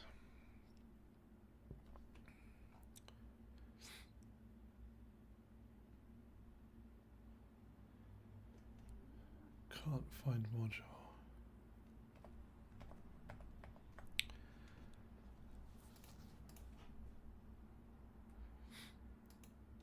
This one.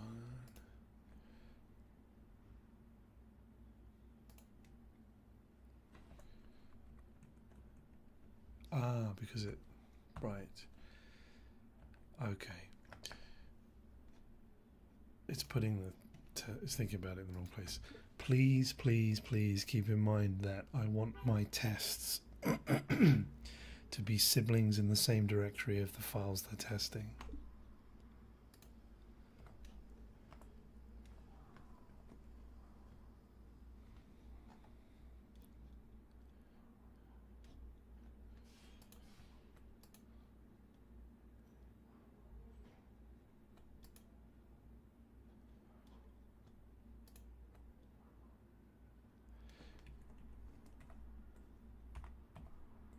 Oh. That's funny. Why is it doing that?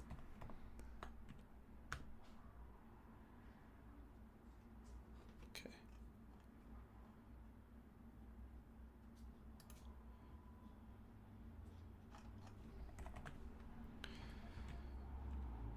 Which one? Oh, they're all passing. Good. Right.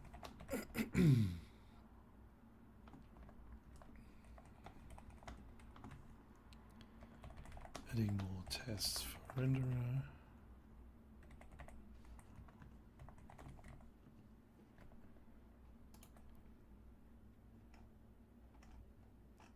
Oh wait. Damn it. That threw me. So it's kind of doubled. Oh no, it's okay. I thought this was part of the same run. Good.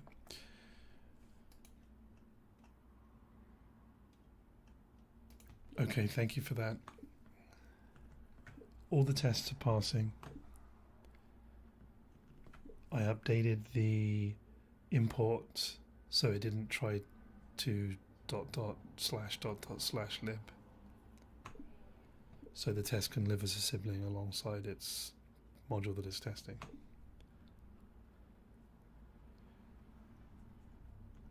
What do you want to work on next?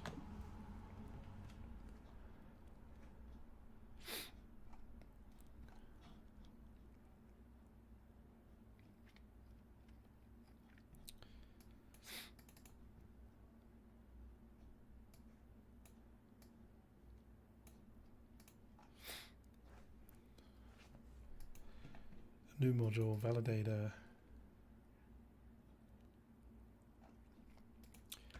Will the validator also be used for JSON and JSON and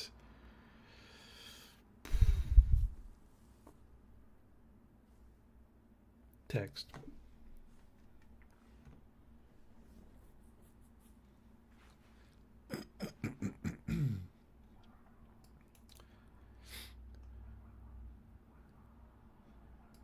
Unstructured. Yeah, okay.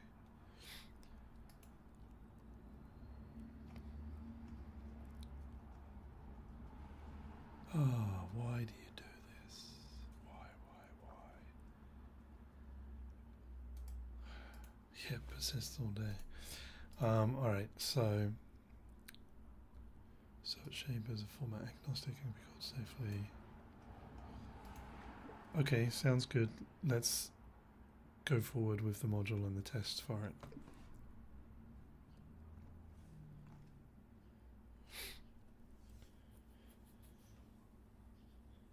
Oh, it's getting late.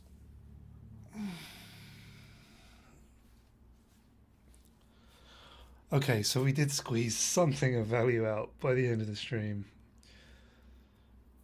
What's existing from yesterday evening has some kind of tests, and so it's tomorrow's Friday, so I won't be working on this. It's creative day.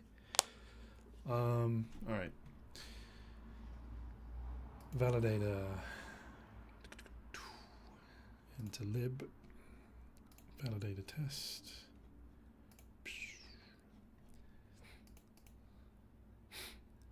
Sure as response object with code. Test.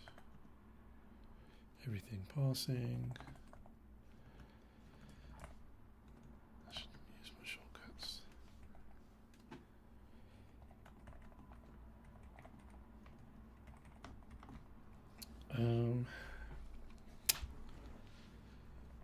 Adding validator module and tests for said module.